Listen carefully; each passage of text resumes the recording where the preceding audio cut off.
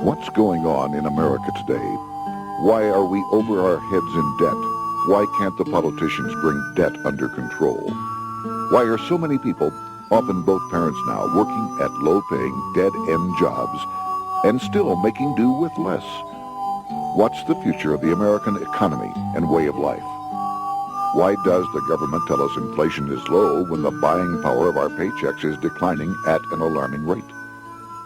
Only a generation ago, bread was a quarter, and you could get a new car for $19.95. The problem is that since 1864, we've had a debt-based banking system. All our money is based on government debt. We cannot extinguish government debt without extinguishing our money supply. That's why talk of paying off the national debt without reforming our banking system is an impossibility. That's why the solution does not lie in discussing the size of the national debt, rather it lies in reforming our banking system. This is the Federal Reserve headquarters in Washington. It sits on this very impressive address, right on Constitution Avenue, right across from the Lincoln Memorial. But is it federal? Is it really part of the United States government? Well, what we're about to show you is that there's nothing federal about the Federal Reserve, and there are no reserves. The name is a deception created back before the Federal Reserve Act was passed in 1913 to make Americans think that America's central bank operates in the public interest. The truth is that the Federal Reserve is a private bank owned by private stockholders and run purely for their private profit. That's exactly correct. The Fed is a privately owned for-profit corporation which, again, has no reserves, at least no reserves available to back up the Federal Reserve notes, which is our common currency. Oh, absolutely. The Federal Reserve is neither federal and has doubtful reserves. It's a private bank that is owned by member banks. And it was chartered under the guise of deceit by an act of Congress in 1913. If there's still any doubt whether the Federal Reserve is a part of the U.S. government, check your local telephone book. In most cities, it is not listed in the blue government pages. It is listed in the business white pages right next to Federal Express, another private company.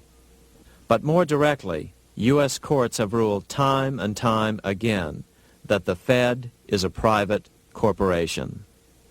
Why can't Congress do something about the Fed?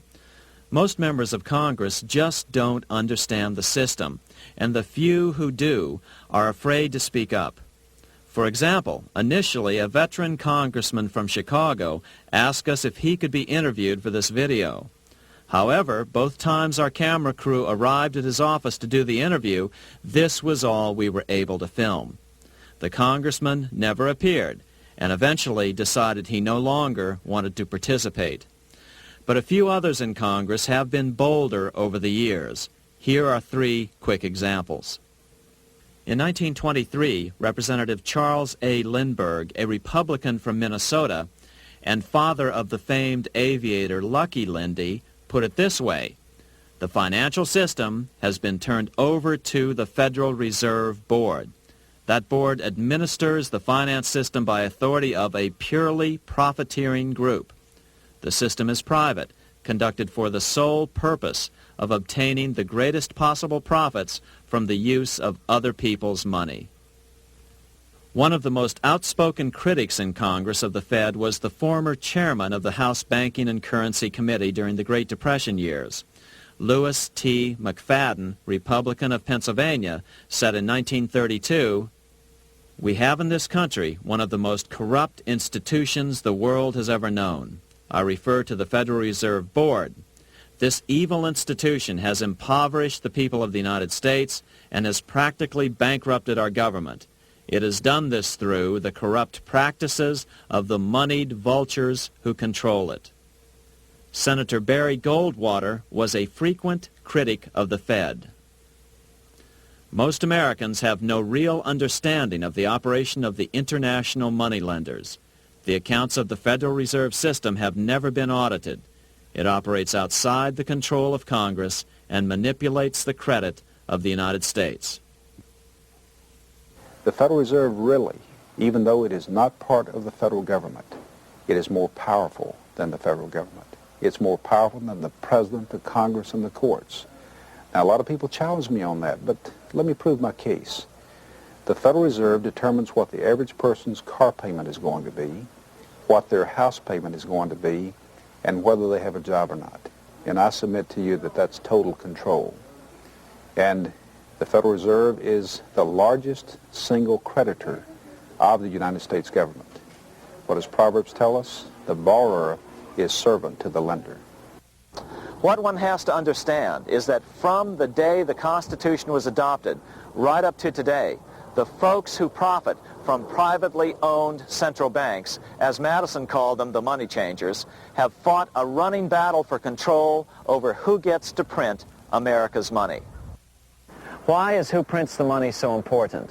Think of money as just another commodity. If you have a monopoly on a commodity that everyone needs, everyone wants, and nobody has enough of, there are lots of ways to make a profit, and also exert tremendous political influence. That's what this battle is all about.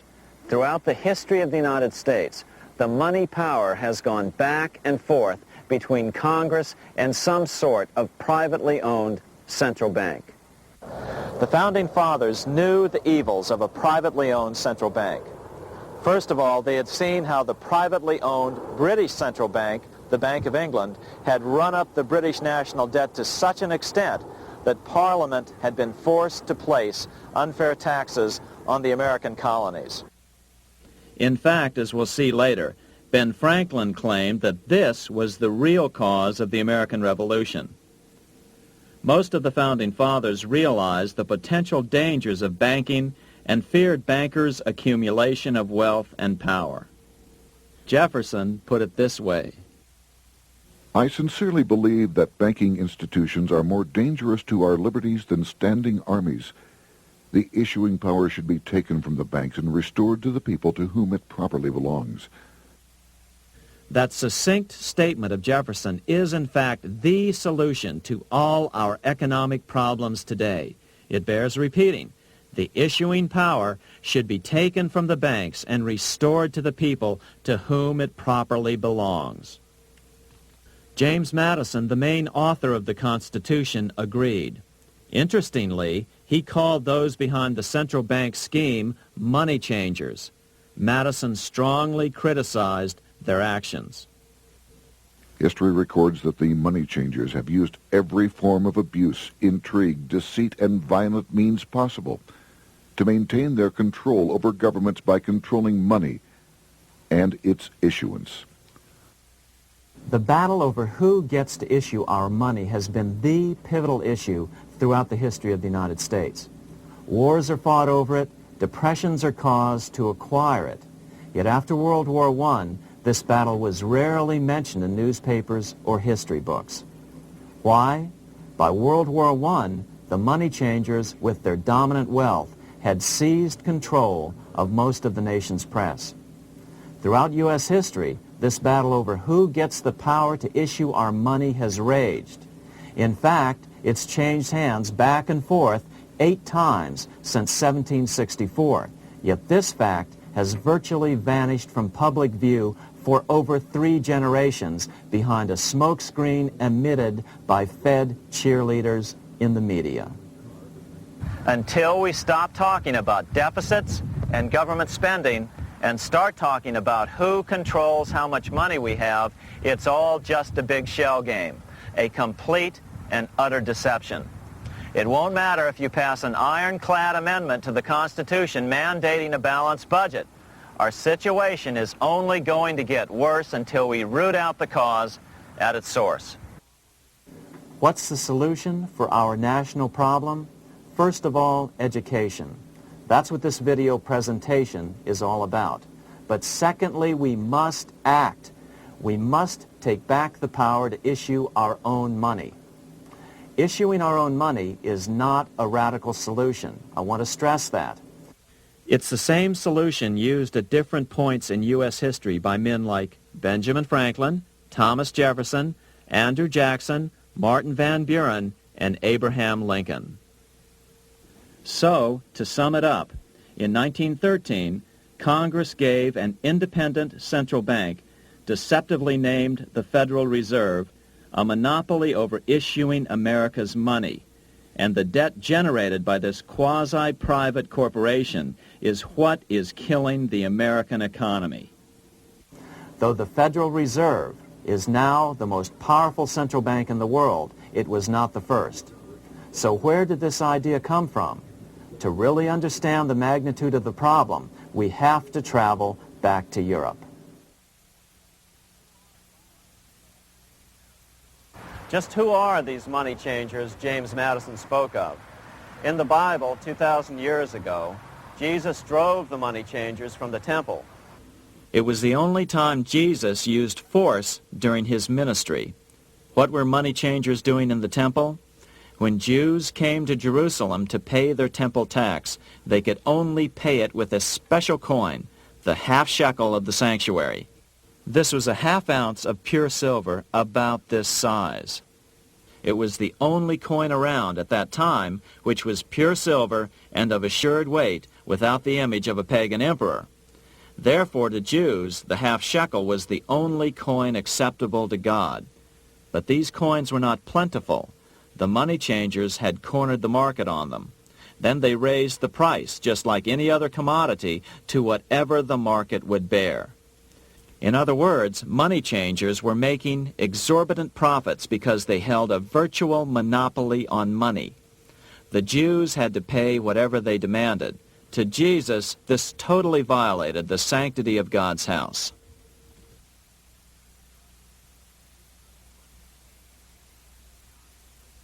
But the money-changing scam did not originate in Jesus' day.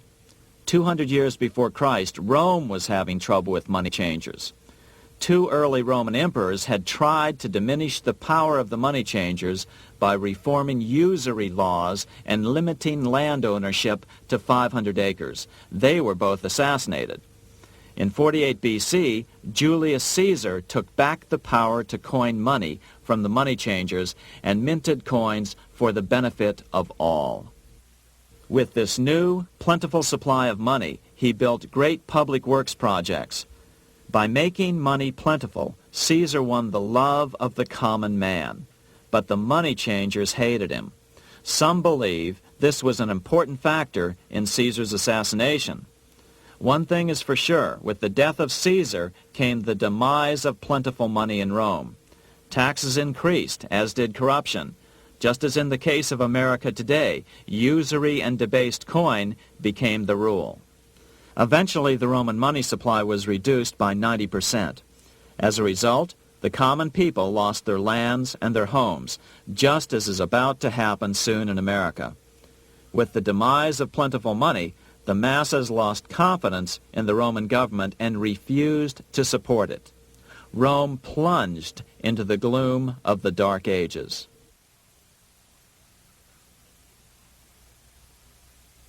A 1,000 years after the death of Christ, money changers, those who loan out and manipulate the quantity of money, were active in medieval England. In fact, they were so active that acting together, they could manipulate the entire English economy. These were not bankers per se. The money changers generally were the goldsmiths. They were the first bankers because they started keeping other people's gold for safekeeping in their vaults. The first paper money was merely a receipt for gold left at the goldsmith. Paper money caught on because it was more convenient than carrying around a lot of heavy gold and silver coins. Eventually, goldsmiths noticed that only a small fraction of the depositors ever came in and demanded their gold at any one time. Goldsmiths started cheating on the system. They discovered that they could print more money than they had gold, and usually no one would be the wiser. Then they could loan out this extra money and collect interest on it. This was the birth of fractional reserve banking. That is, loaning out many times more money than you have assets on deposit. So, if $1,000 in gold were deposited with them, they could loan out about $10,000 in paper money and draw interest payments on it, and no one would ever discover the deception. By this means, goldsmiths gradually accumulated more and more wealth and used this wealth to accumulate more and more gold. Today, this practice of loaning out more money than there are reserves is known as fractional reserve banking. Every bank in the United States is allowed to loan out at least 10 times more money than they actually have. That's why they get rich on charging, let's say, 8% interest.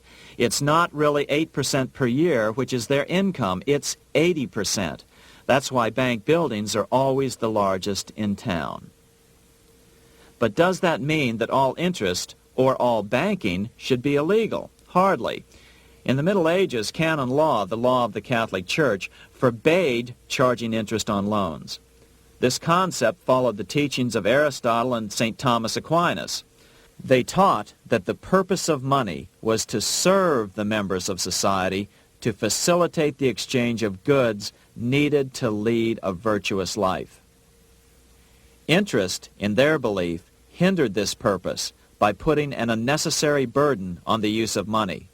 In other words, interest was contrary to reason and justice. Reflecting church law in the Middle Ages, Europe forbade charging interest on loans and made it a crime called usury. As commerce grew, and therefore opportunities for investment arose in the late Middle Ages, it came to be recognized that to loan money had a cost for the lender, both in risk and in lost opportunity. So some charges were allowed, but not interest per se. But all moralists, no matter what religion, condemn fraud, oppression of the poor, and injustice as clearly immoral. As we will see, fractional reserve lending is rooted in a fraud, results in widespread poverty, and reduces the value of everyone else's money. The ancient goldsmiths discovered that extra profits could be made by rowing the economy between easy money and tight money. When they made money easier to borrow, then the amount of money in circulation expanded. Money was plentiful. People took out more loans to expand their businesses. But then the money changers would tighten the money supply.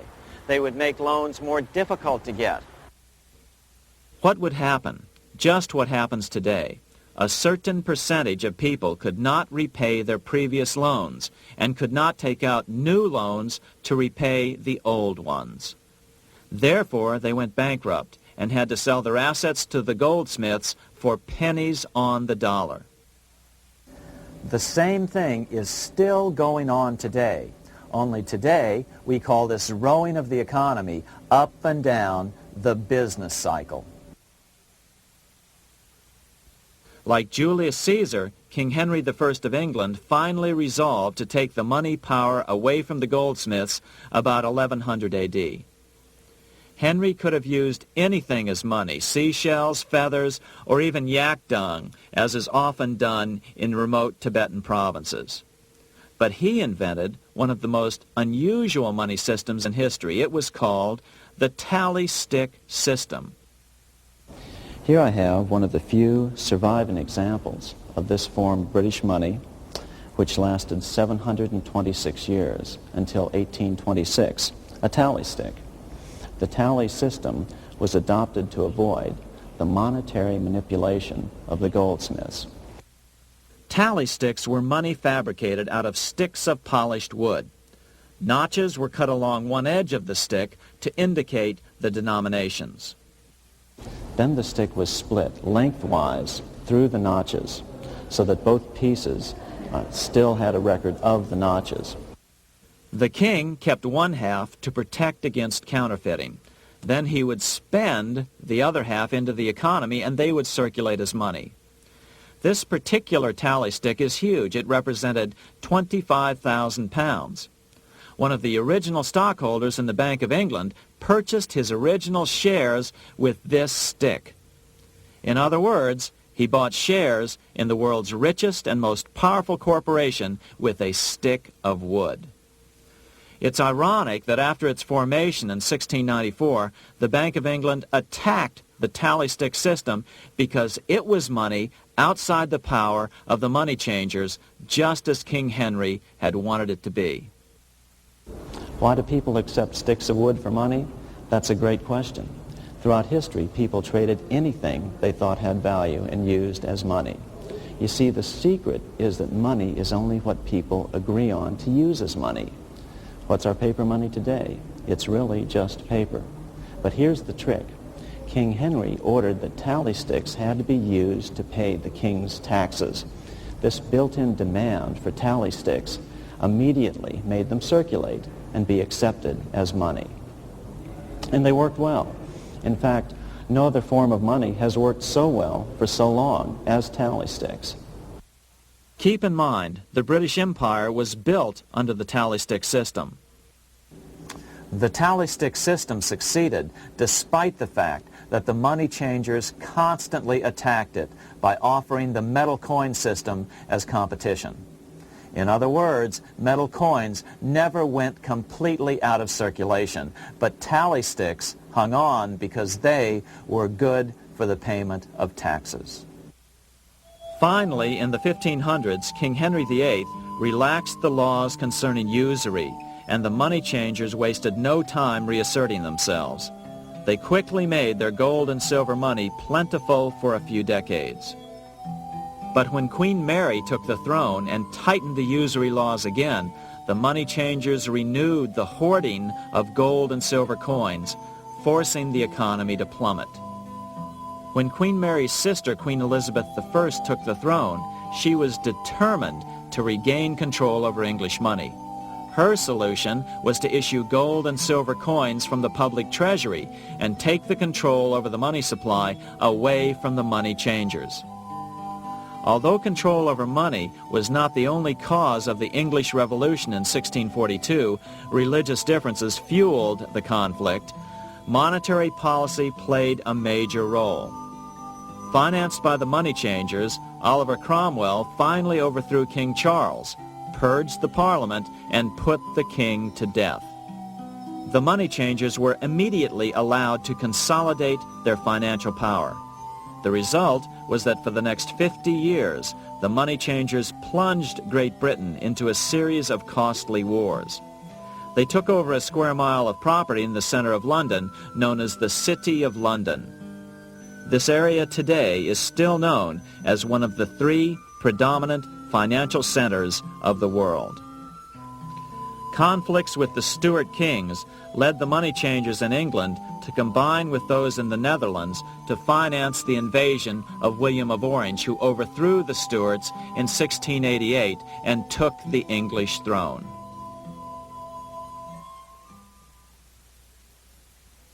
By the end of the 1600s, England was in financial ruin.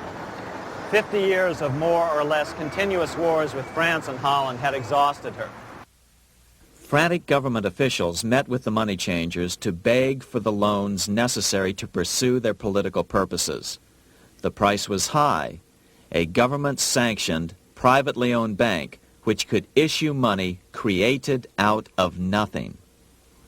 It was to be the modern world's first privately owned central bank, the Bank of England.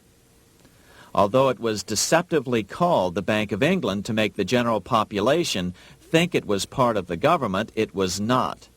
Like any other private corporation, the Bank of England sold shares to get started. The investors, whose names were never revealed, were supposed to put up £1.25 million British pounds in gold coin to buy their shares in the bank, but only £750,000 was ever received. Despite that, the bank was duly chartered in 1694 and started out in the business of loaning out several times the money it supposedly had in reserves, all at interest. In exchange, the new bank would loan British politicians as much of the new currency as they wanted, as long as they secured the debt by direct taxation of the British people. So, legalization of the Bank of England amounted to nothing less than legal counterfeiting of a national currency for private gain. Unfortunately, nearly every nation now has a privately controlled central bank using the Bank of England as the basic model. Such is the power of these central banks that they soon take total control over a nation's economy. It soon amounts to nothing but a plutocracy rule by the rich. It would be like putting control of the army in the hands of the mafia. The danger of tyranny would be extreme. Yes, we need central banks. No, we do not need them in private hands. The central bank scam is really a hidden tax. The nation sells bonds to the central bank to pay for things it does not have the political will to raise taxes to pay for. But the bonds are purchased with money the central bank creates out of nothing. More money in circulation makes your money worth less. The government gets as much money as it needs, and the people pay for it in inflation. The beauty of the plan is that not one person in 1,000 can figure it out because it's usually hidden behind complex-sounding economics gibberish. With the formation of the Bank of England, the nation was soon awash in money. Prices throughout the country doubled. Massive loans were granted for just about any wild scheme. One venture proposed to drain the Red Sea to recover gold supposedly lost when the Egyptian army drowned pursuing Moses and the Israelites. By 1698, government debt grew from the initial £1.25 million to £16 million. Naturally, taxes were increased and then increased again to pay for all of this. With the British money supply firmly in their grip, the British economy began a wild roller coaster series of booms and depressions, exactly the sort of thing a central bank claims it is determined to prevent. There are two things which I think are intrinsic not just to the Bank of England but to central banking generally. The first is an involvement in the formulation of monetary policy with the specific objective of achieving monetary stability. However, since the Bank of England took control, the British pound has rarely been stable. Now let's take a look at the role of the Rothschild family, the family said to be the wealthiest in the world.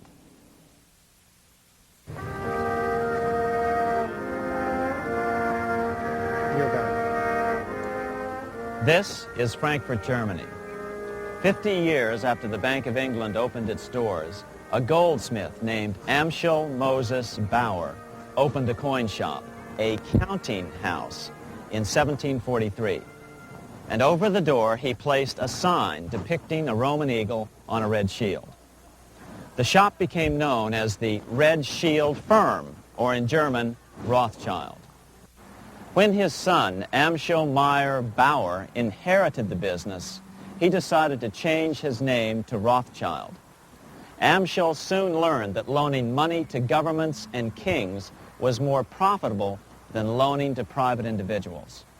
Not only were the loans bigger, but they were secured by the nation's taxes. Mayer Rothschild had 5 sons.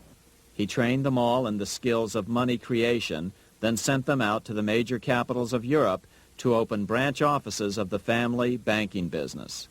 His first son, Amschel Meyer, stayed in Frankfurt to mind the hometown bank. His second son, Solomon, was sent to Vienna. His third son, Nathan, was clearly the most clever. He was sent to London at age 21 in 1798, 100 years after the founding of the Bank of England. His fourth son, Karl, went to Naples, and his fifth son, Jacob, went to Paris. In 1785, Mayer Amschel moved his entire family to this larger house, a 5-story dwelling he shared with the Schiff family. This house was known as the Green Shield. The Rothschilds and the Schiffs would play a central role in the rest of European financial history and in that of the United States. The Rothschilds broke into dealings with European royalty here at Wilhelmshof, the palace of the wealthiest man in Germany. In fact, the wealthiest monarch in all Europe, Prince William of Hesse-Kassel.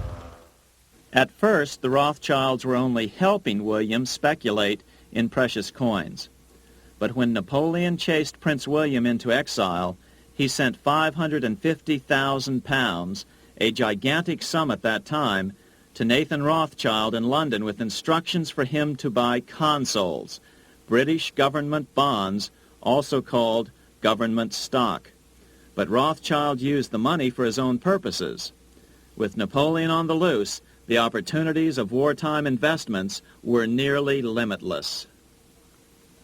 William returned here sometime prior to the Battle of Waterloo in 1815. He summoned Rothschild and demanded his money back. The Rothschilds returned William's money with the interest the British consuls would have paid him had the investment actually been made. But the Rothschilds kept all the past profits they had made using William's money. Nathan Rothschild later bragged that in the 17 years he'd been in England, he'd increased his original £20,000 stake given to him by his father by 2,500 times. By cooperating within the family, the Rothschilds soon grew unbelievably wealthy. By the mid-1800s, they dominated all European banking and were certainly the wealthiest family in the world. They financed Cecil Rhodes, making it possible for him to establish a monopoly over the diamond and gold fields of South Africa. In America, they financed the Harrimans and railroads, the Vanderbilts and railroads and the press, and Carnegie in the steel industry, among many others. In fact, during World War I, J.P. Morgan was thought to be the richest man in America. But after his death, it was discovered that he was actually only a lieutenant of the Rothschilds. Once Morgan's will was made public, it was discovered that he owned only 19% of J.P. Morgan companies. By 1850, James Rothschild, the heir of the French branch of the family, was said to be worth 600 million French francs, 150 million more than all the other bankers in France put together. He built this mansion called Ferrier, just east of Paris. Wilhelm I, on seeing it, exclaimed, "Kings couldn't afford this. It could only belong to a Rothschild." Another 19th century French commentator put it this way: "There is but one power in Europe, and that is Rothschild." There is no evidence that their predominant standing in European or world finance has changed. Now let's take a look at the results the Bank of England had produced on the British economy and how that later was the root cause of the American Revolution.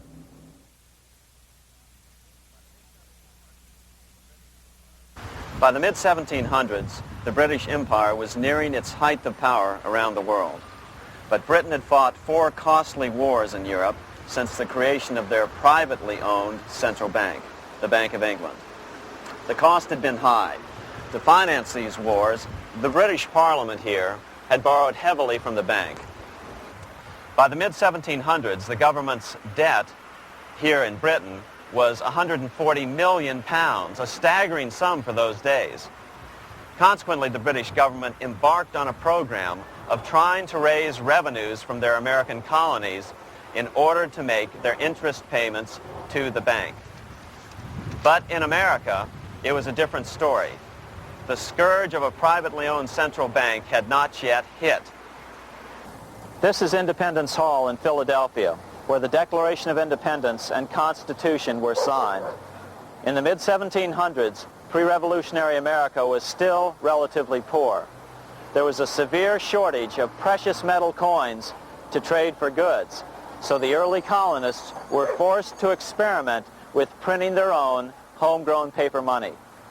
Some of these experiments were successful. Franklin was a big supporter of the colonies printing their own paper money. In 1757, Franklin was sent to London. He ended up staying for the next 18 years here, nearly until the start of the American Revolution. During this period, the American colonies began to issue their own money. Called colonial scrip, the endeavor was very successful. It provided a reliable medium of exchange, and it also helped to provide a feeling of unity between the colonies. Remember, colonial scrip was just paper money, debt-free money, printed in the public interest, and not backed by gold or silver coin. In other words, it was a totally fiat currency. One day, officials of the Bank of England asked Franklin how he would account for the newfound prosperity of the colonies. Without hesitation, he replied, That is simple. In the colonies, we issue our own money. It is called colonial scrip. We issue it in proper proportion to the demands of trade and industry to make the products pass easily from the producers to the consumers. In this manner, creating for ourselves our own paper money, we control its purchasing power, and we have no interest to pay to no one. This was just common sense to Franklin, but you can imagine the impact it had on the Bank of England. America had learned the secret of money, and that genie had to be returned to its bottle as soon as possible.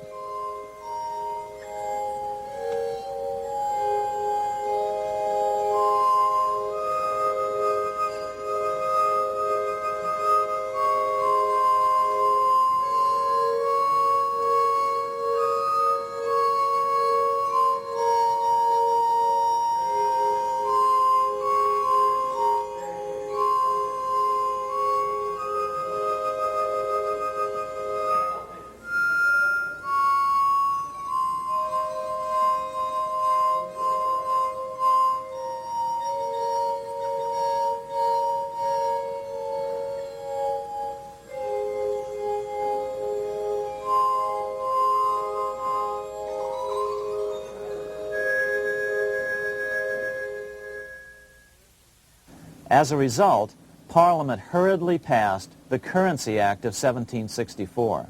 This prohibited colonial officials from issuing their own money and ordered them to pay all future taxes in gold or silver coins. In other words, it forced the colonies on a gold or silver standard.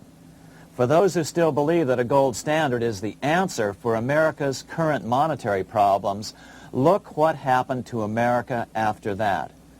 Writing in his autobiography, Franklin said, In 1 year, the conditions were so reversed that the era of prosperity ended and a depression set in to such an extent that the streets of the colonies were filled with unemployed.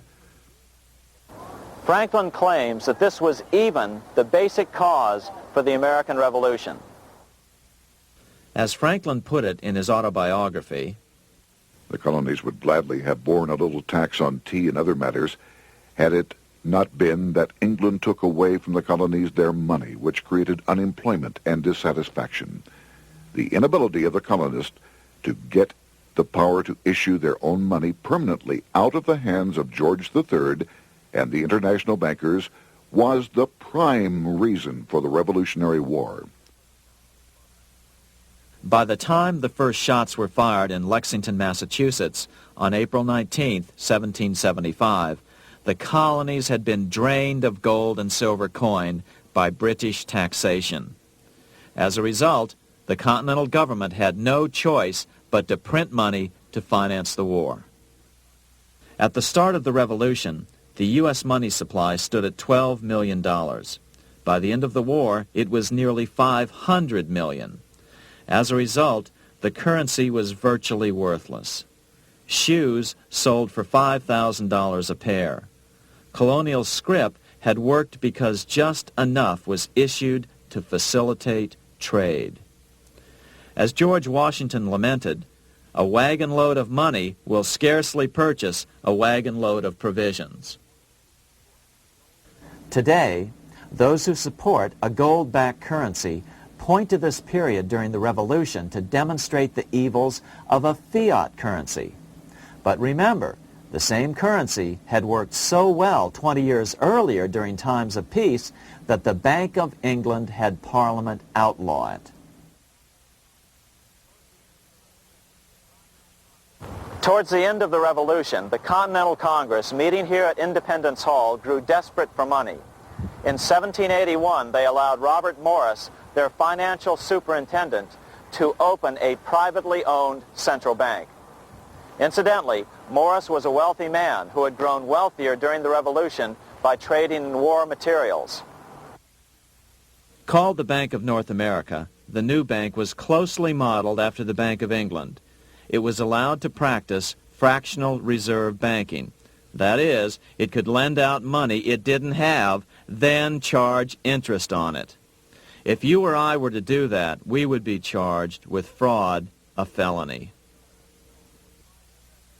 The bank's charter called for private investors to put up $400,000 worth of initial capital.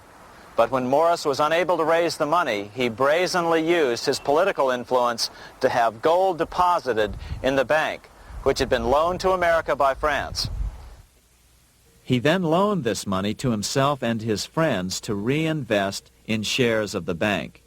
And, like the Bank of England, the bank was given a monopoly over the national currency. Soon the dangers became clear.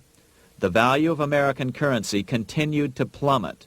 So, 4 years later, in 1785, the bank's charter was not renewed.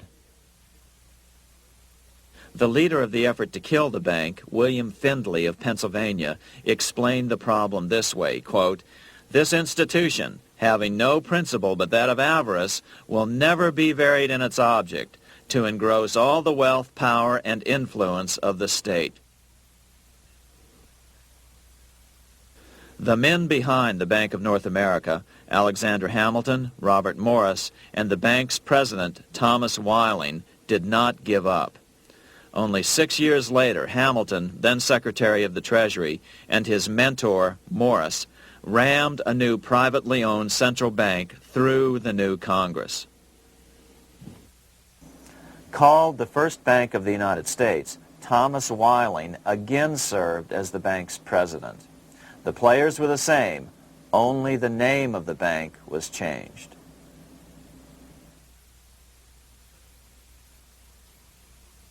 In 1787, colonial leaders assembled in Philadelphia to replace the ailing Articles of Confederation.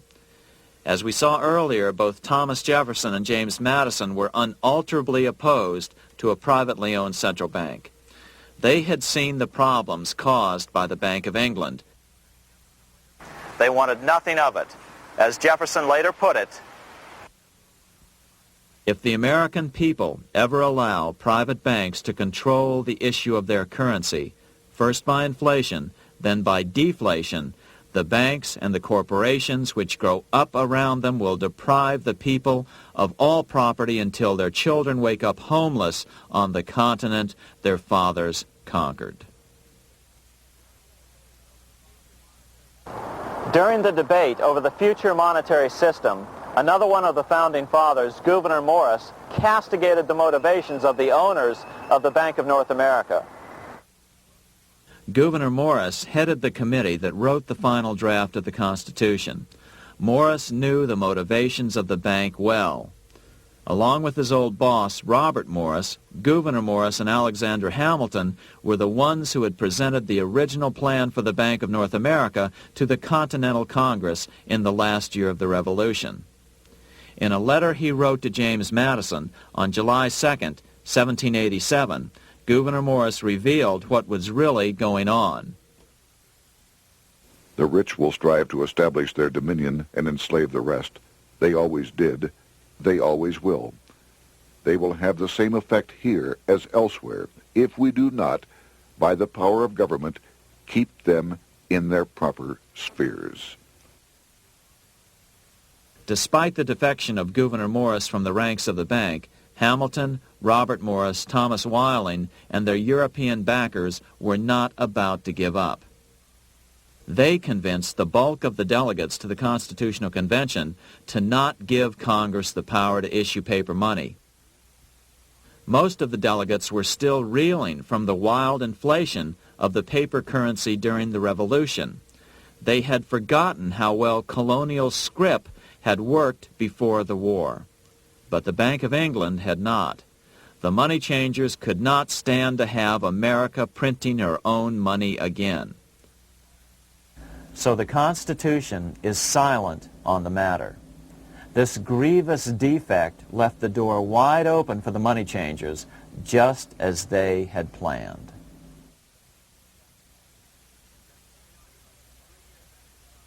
In 1790, less than 3 years after the Constitution had been signed, the money changers struck again. The newly appointed first Secretary of the Treasury, Alexander Hamilton, proposed a bill to the Congress calling for a new, privately owned central bank. Coincidentally, that was the very year that Amschel Rothschild made his pronouncement from his flagship bank in Frankfurt. Let me issue and control a nation's money, and I care not who writes the laws. Alexander Hamilton was a tool of the international bankers, and he wanted to create the U.S. Bank, the BUS, or the Bank of the United States, and did so. Interestingly, one of Hamilton's first jobs after graduating from law school in 1782 was as an aide to Robert Morris, the head of the Bank of North America. In fact, the year before, Hamilton had written Morris a letter saying, "A national debt, if it is not excessive, will be to us a national blessing." A blessing to whom? After a year of intense debate, in 1791, Congress passed the bill and gave it a 20-year charter. The new bank was to be called the First Bank of the United States, or BUS. Here we are in front of the First Bank of the United States in Philadelphia. The bank was given a monopoly on printing U.S. currency, even though 80% of its stock would be held by private investors.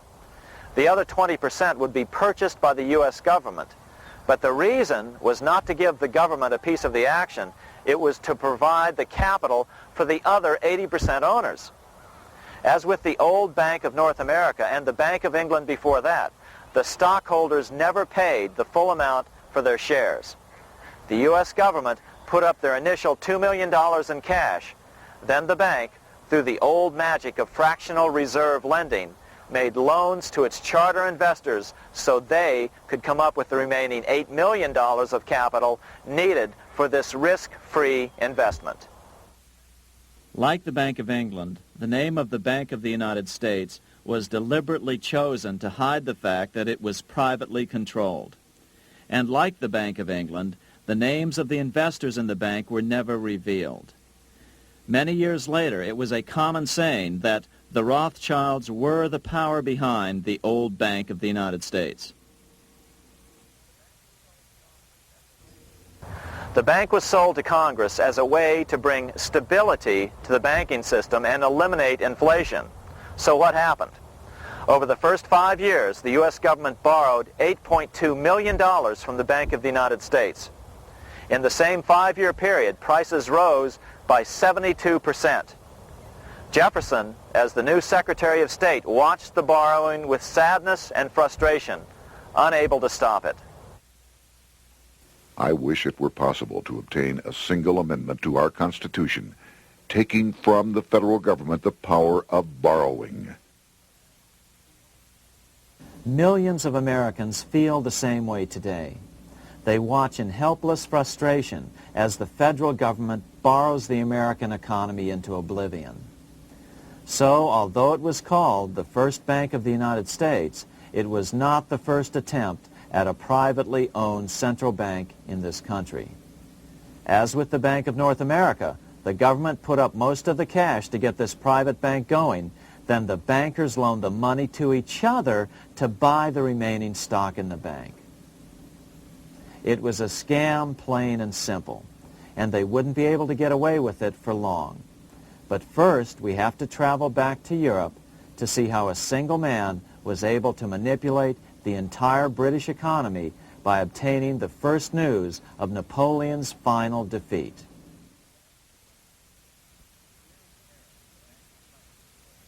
Here in Paris, the Bank of France was organized in 1800, just like the Bank of England. But Napoleon decided France had to break free of debt, and he never trusted the Bank of France. He declared that when a government is dependent upon bankers for money, the bankers, not the leaders of the government, are in control. The hand that gives is above the hand that takes. Money has no motherland. Financiers are without patriotism and without decency. Their sole object is gain. Back in America, unexpected help was about to arrive. In 1800, Thomas Jefferson narrowly defeated John Adams to become the third president of the United States. By 1803, Jefferson and Napoleon had struck a deal. The U.S. would give Napoleon $3 million in gold in exchange for a huge chunk of territory west of the Mississippi River, the Louisiana Purchase.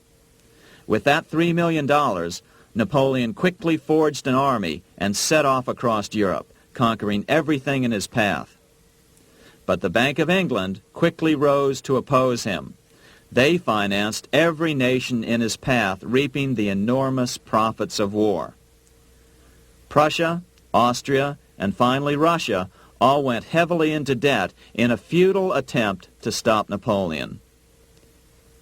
4 years later, with the main French army in Russia, 30-year-old Nathan Rothschild, the head of the London office of the Rothschild family, personally took charge of a bold plan to smuggle a much-needed shipment of gold right through France to finance an attack by the Duke of Wellington from Spain. Nathan later bragged at a dinner party in London that it was the best business he'd ever done. Little did he know that he would do much better business in the near future. Wellington's attacks from the south and other defeats eventually forced Napoleon to abdicate, and Louis XVIII was crowned king. Napoleon was exiled to Elba, a tiny island off the coast of Italy, supposedly exiled from France forever. While Napoleon was in exile on Elba, temporarily defeated by England with the financial help of the Rothschilds, America was trying to break free of its central bank as well.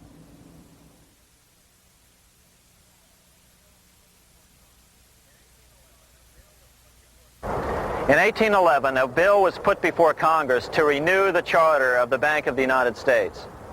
The debate grew very heated, and the legislatures of both Pennsylvania and Virginia passed resolutions asking Congress to kill the bank. The press corps of the day attacked the bank openly, calling it a great swindle, a vulture, a viper, and a cobra. Oh, to have an independent press once again in America. A congressman named P.B. Porter attacked the bank from the floor of Congress, saying if the bank's charter was renewed, Congress, quote, will have planted in the bosom of this Constitution a viper, which one day or another will sting the liberties of this country to the heart, close quote. Prospects didn't look that good for the bank. Some writers have even claimed that Nathan Rothschild warned that the United States would find itself involved in a most disastrous war if the bank's charter were not renewed. But it wasn't enough. When the smoke had cleared, the renewal bill was defeated by a single vote in the House and was deadlocked in the Senate. By now, America's fourth president, James Madison, was in the White House. Remember, Madison was a staunch opponent of the bank. His vice president, George Clinton, broke a tie in the Senate and sent the bank into oblivion. Within 5 months, England attacked the U.S., and the War of 1812 was on. But the British were still busy fighting Napoleon, and so the War of 1812 ended in a draw in 1814. Though the money changers were temporarily down, they were far from out. It would take them only another 2 years to bring back their bank bigger and stronger than ever.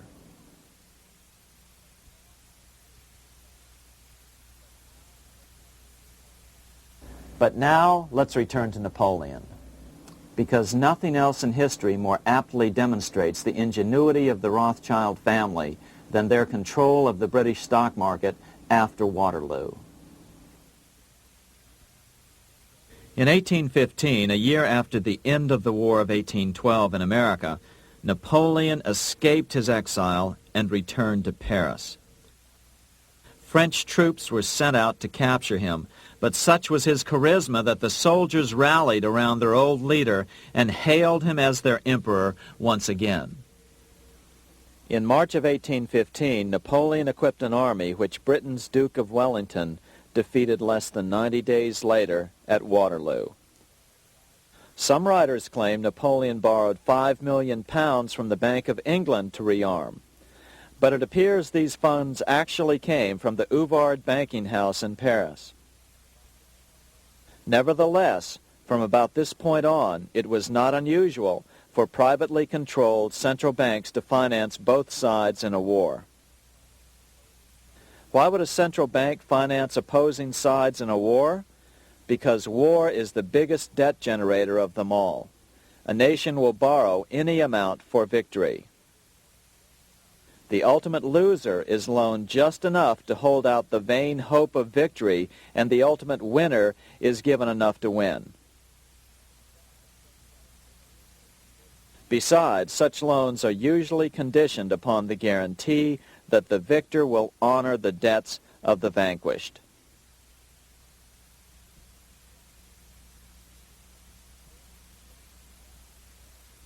This is the Waterloo battlefield about 200 miles northeast of Paris in what today is Belgium. Here Napoleon suffered his final defeat, but not before thousands of French and Englishmen gave their lives on a steamy summer day in July of 1815. Right over there, on June 18, 1815, 74,000 French troops met 67,000 troops from Britain and other European nations. The outcome was certainly in doubt. In fact, had Napoleon attacked a few hours earlier, he would probably have won the battle. But no matter who won or lost, back in London, Nathan Rothschild planned to use the opportunity to try to seize control over the British stock and bond market and possibly even the Bank of England. Rothschild stationed a trusted agent, a man named Rothworth, on the north side of the battlefield, closer to the English Channel. Once the battle had been decided, Rothworth took off for the Channel. He delivered the news to Nathan Rothschild a full 24 hours before Wellington's own courier. Rothschild hurried to the stock market and took up his usual position in front of an ancient pillar. All eyes were on him. The Rothschilds had a legendary communications network. If Wellington had been defeated and Napoleon was loose on the continent again, Britain's financial situation would become grave indeed. Rothschild looked saddened. He stood there motionless, eyes downcast. Then suddenly he began selling. Other nervous investors saw that Rothschild was selling. It could only mean one thing. Napoleon must have won, Wellington must have lost. The market plummeted. Soon everyone was selling their consols, their British government bonds, and prices dropped sharply. But then Rothschild started secretly buying up the consols through his agents for only a fraction of their worth hours before. Myths, legends, you say? 100 years later, the New York Times ran a story which said that Nathan's grandson had attempted to secure a court order to suppress a book with this stock market story in it. The Rothschild family claimed the story was untrue and libelous, but the court denied the Rothschilds' request and ordered the family to pay all court costs. What's even more interesting about this story is that some authors claim that the day after the Battle of Waterloo, in a matter of hours, Nathan Rothschild came to dominate not only the bond market, but the Bank of England as well. Whether or not the Rothschild family seized control of the Bank of England, the first privately owned central bank in a major European nation and the wealthiest, one thing is certain. By the mid-1800s, the Rothschilds were the richest family in the world, bar none. They dominated the new government bond markets and branched into other banks and industrial concerns. In fact, the rest of the 19th century was known as the Age of the Rothschilds. Despite this overwhelming wealth, the family has generally cultivated an aura of invisibility. Although the family controls scores of industrial, commercial, mining, and tourist corporations, only a handful bear the Rothschild name. By the end of the 19th century, one expert estimated that the Rothschild family controlled half the wealth of the world. Whatever the extent of their vast wealth, it is reasonable to assume that their percentage of the world's wealth has increased since then. But since the turn of the century, the Rothschilds have cultivated the notion that their power has somehow waned even as their wealth increases.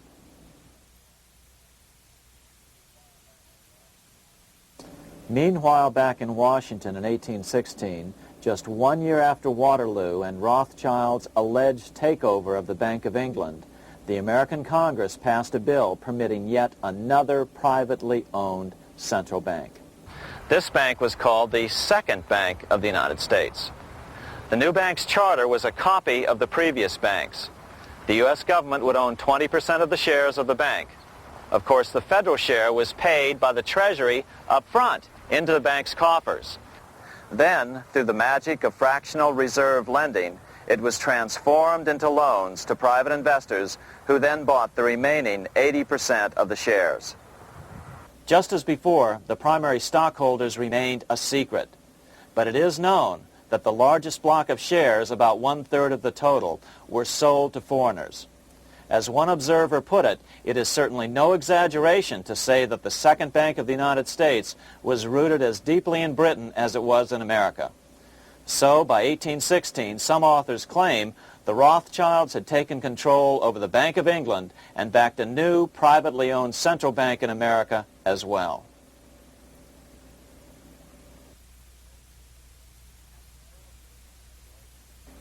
After 12 years of manipulations of the U.S. economy on the part of the Second Bank of the U.S., the American people had had just about enough. Opponents of the bank nominated a dignified senator from Tennessee, Andrew Jackson, the hero of the Battle of New Orleans, to run for president. This is his home, the Hermitage. No one gave Jackson a chance initially. The bank had long ago learned how the political process could be controlled with money. To the surprise and dismay of the money changers, Jackson was swept into office in 1828. Jackson was determined to kill the bank at the first opportunity and wasted no time in trying to do so. But the bank's 20-year charter didn't come up for renewal until 1836, the last year of his second term, if he could survive that long. During his first term, Jackson contented himself with rooting out the bank's many minions from government service. He fired 2,000 of the 11,000 employees of the federal government. In 1832, with his re-election approaching, the bank struck an early blow, hoping Jackson would not want to stir up controversy. They asked Congress to pass a renewal bill 4 years early. Naturally, Congress complied, then sent it to the president for signing. But Jackson weighed in with both feet. Old Hickory, never a coward, vetoed the bill.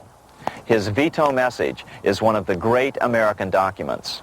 It clearly lays out the responsibility of the American government towards its citizens, rich and poor. It is not our own citizens only who are to receive the bounty of our government. More than 8 million of the stock of this bank are held by foreigners. Is there no danger to our liberty and independence in a bank that in its nature has so little to bind it to our country? Controlling our currency, receiving our public monies, and holding thousands of our citizens' independence would be more formidable and dangerous than a military power of the enemy. If government would confine itself to equal protection and, as heaven does its rains, shower its favor alike on the high and the low, the rich and the poor, it would be an unqualified blessing. In the act before me, there seems to be a wide and unnecessary departure from these just principles. Later that year, in July 1832, Congress was unable to override Jackson's veto. Now Jackson had to stand for re-election. Jackson took his argument directly to the people. For the first time in U.S. history, Jackson took his presidential campaign on the road. Before then, presidential candidates stayed at home and looked presidential. His campaign slogan was "Jackson and no bank." The National Republican Party ran Senator Henry Clay against Jackson. Despite the fact that the bankers poured over $3 million into Clay's campaign, Jackson was reelected by a landslide in November of 1832. Despite his presidential victory, Jackson knew the battle was only beginning. "The hydra of corruption is only scotched, not dead," said the newly elected president. Jackson ordered his new Secretary of Treasury, Lewis McLean, to start removing the government's deposits from the second bank and start placing them in state banks. But McLean refused to do so. Jackson fired him and appointed William J. Duane as the new Secretary of the Treasury.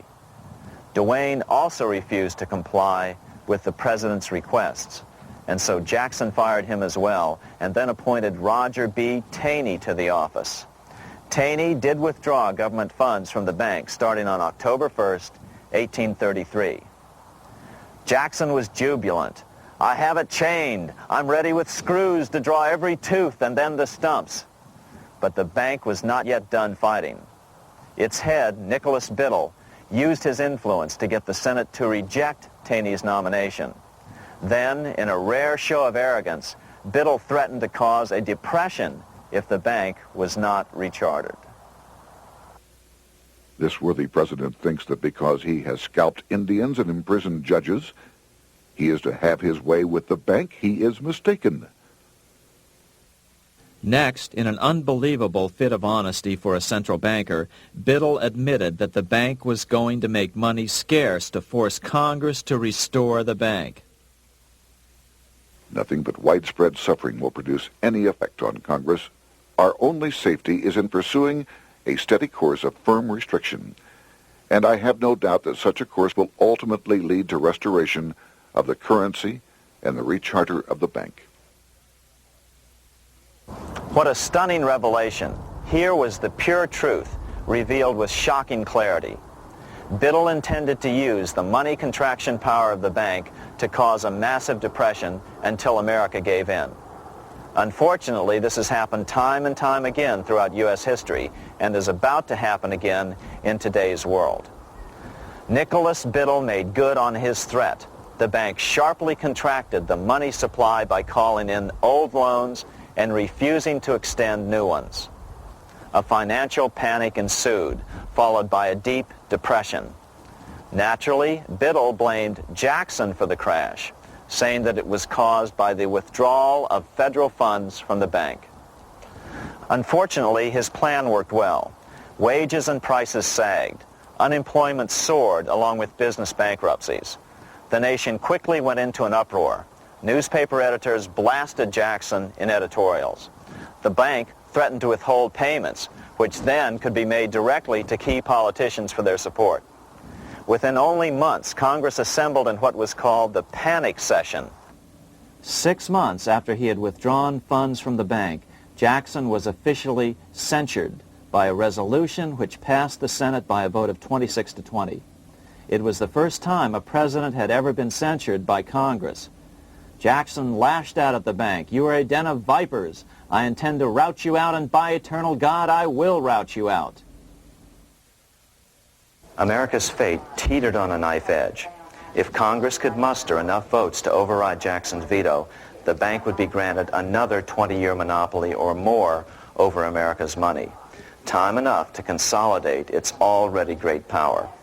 Then a miracle occurred. The governor of Pennsylvania came out supporting President Jackson and strongly criticized the bank. On top of that, Biddle had been caught boasting in public about the bank's plan to crash the economy. Suddenly, the tide shifted. In April of 1834, the House of Representatives voted 134 to 82 against rechartering the bank. This was followed up by an even more lopsided vote to establish a special committee to investigate whether the bank had caused the crash. When the investigating committee arrived at the bank's door in Philadelphia, armed with a subpoena to examine the books, Biddle refused to give them up. Nor would he allow inspection of correspondence with congressmen relating to their personal loans and advances he'd made to them. He also refused to testify before the committee back in Washington.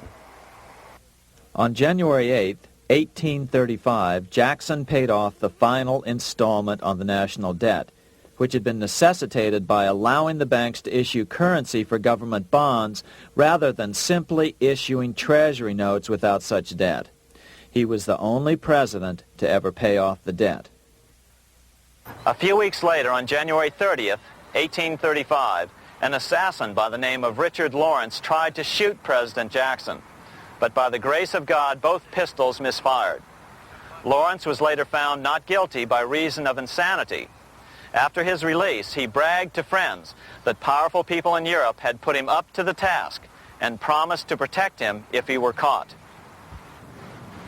The following year, when its charter ran out, the Second Bank of the United States ceased functioning as the nation's central bank. Biddle was later arrested and charged with fraud. He was tried and acquitted, but died shortly thereafter while still tied up in civil suits. After his second term as president, Jackson retired here to the Hermitage outside of Nashville to live out his life. He is still remembered here for his determination to kill the bank. In fact, he killed it so well that it took the money changers 77 years to undo the damage. When asked what his most important accomplishment had been, Jackson replied, "I killed the bank." Unfortunately, even Jackson failed to grasp the entire picture and its root cause.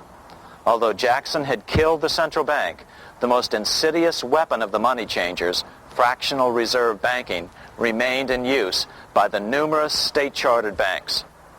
This fueled economic instability in the years before the Civil War.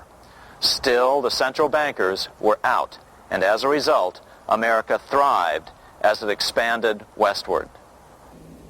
During this time, the principal money changers struggled to regain their lost centralized power, but to no avail. Then, finally, they reverted to the old central bankers' formula: war to create debt and dependency. If they couldn't get their central bank any other way, America could be brought to its knees by plunging it into a civil war, just as they had done in 1812 after the first Bank of the United States was not rechartered. 1 month after the inauguration of Abraham Lincoln, the first shots of the American Civil War were fired here at Fort Sumter, South Carolina, on April 12, 1861. Certainly slavery was a cause for the Civil War, but not the primary cause. Lincoln knew that the economy of the South depended upon slavery, and so before the Civil War, he had no intention of eliminating it. Lincoln had put it this way in his inaugural address only 1 month earlier. I have no purpose, directly or indirectly, to interfere with the institution of slavery in the states where it now exists. I believe I have no lawful right to do so, and I have no inclination to do so. Even after the first shots were fired here at Fort Sumter, Lincoln continued to insist that the Civil War was not about the issue of slavery. My paramount objective is to save the Union, and it is not either to save or destroy slavery. If I could save the Union without freeing any slave, I would do it. So what was the Civil War all about? There were many factors at play. Northern industrialists had used protective tariffs to prevent the southern states from buying cheaper European goods. Europe retaliated by stopping cotton imports from the South. The southern states were in a double financial bind. They were forced to pay more for most of the necessities of life while their income from cotton exports plummeted. The South was angry. But there were other factors at work. The money changers were still stung by America's withdrawal from their control 25 years earlier. Since then, America's wildcat economy had made the nation rich, a bad example for the rest of the world. The central bankers now saw an opportunity to split the rich new nation, to divide and conquer by war. Was this just some sort of wild conspiracy theory at the time? Well, let's take a look at what a well-placed observer of the scene had to say at the time. His name was Otto von Bismarck, Chancellor of Germany, the man who united the German states a few years later. The division of the United States into federations of equal force was decided long before the Civil War by the high financial powers of Europe. These bankers were afraid that the United States, if they remained as one bloc and as one nation, would attain economic and financial independence which would upset their financial domination over the world. Within months after the first shots here at Fort Sumter, the central bankers loaned Napoleon III of France, the nephew of the Waterloo Napoleon, 210 million francs to seize Mexico and station troops along the southern border of the U.S., taking advantage of their war to violate the Monroe Doctrine and return Mexico to colonial rule. No matter what the outcome of the Civil War, a weakened America, heavily indebted to the money changers, would open up Central and South America once again to European colonization and domination. The very thing America's Monroe Doctrine had forbade in 1823. At the same time, Great Britain moved 11,000 troops into Canada and positioned them menacingly along America's northern border. The British fleet went to war alert should their quick intervention be called for. Lincoln knew he was in a double bind. That's why he agonized over the fate of the Union. There was a lot more to it than just differences between the North and the South. That's why his emphasis was always on union and not merely the defeat of the South. But Lincoln needed money to win. In 1861, Lincoln and his Secretary of Treasury, Salmon P. Chase, went to New York to apply for the necessary loans. The money changers, anxious to see the Union fail, offered loans at 24 to 36% interest. Lincoln said thanks, but no thanks, and returned to Washington. Lincoln sent for an old friend, Colonel Dick Taylor of Chicago, and put him on the problem of financing the war. During one meeting, Lincoln asked Taylor what he discovered. Taylor put it this way. Why, Lincoln, that is easy. Just get Congress to pass a bill authorizing the printing of full legal tender Treasury notes, and pay your soldiers with them, and go ahead and win your war with them also.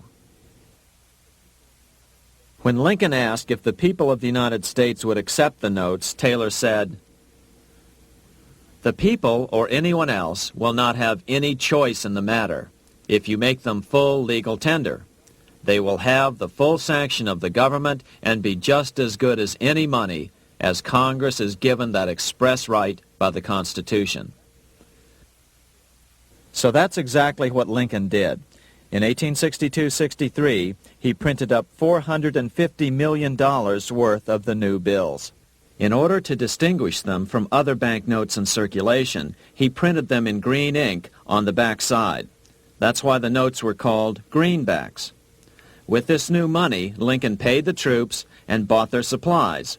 During the course of the war, nearly $450 million worth of greenbacks were printed at no interest to the federal government. Lincoln understood who was really pulling the strings and what was at stake for the American people. This is how he explained his rationale. The government should create, issue, and circulate all the currency and credit needed to satisfy the spending power of the government and the buying power of consumers. The privilege of creating and issuing money is not only the supreme prerogative of government, but it is the government's greatest creative opportunity. By the adoption of these principles, the taxpayers will be saved immense sums of interest. Money will cease to be master and become the servant of humanity. A truly incredible editorial in the London Times explained the central bankers' attitude towards Lincoln's greenbacks. If this mischievous financial policy, which has its origins in North America, shall become indurated down to a fixture, then that government will furnish its own money without cost. It will pay off debts and be without debt. It will have all the money necessary to carry on its commerce. It will become prosperous without precedent in the history of the world. The brains and wealth of all countries will go to North America. That country must be destroyed, or it will destroy every monarchy on the globe. The scheme was effective, so effective that the next year, 1863, with Federal and Confederate troops beginning to mass for the decisive battle of the Civil War, and the Treasury in need of further congressional authority to issue more greenbacks, Lincoln allowed the bankers to push through the National Bank Act. These new national banks would operate under a virtual tax-free status and collectively had the exclusive monopoly power to create the new form of money, banknotes. Though greenbacks continued to circulate, their numbers were not increased.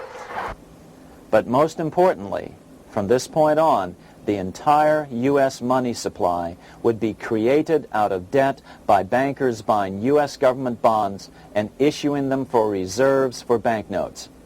As historian John Kenneth Galbraith explained it, In numerous years following the war, the federal government ran a heavy surplus. It could not, however, pay off its debt, retire its securities, because to do so meant there would be no bonds to back the national banknotes. To pay off the debt was to destroy the money supply.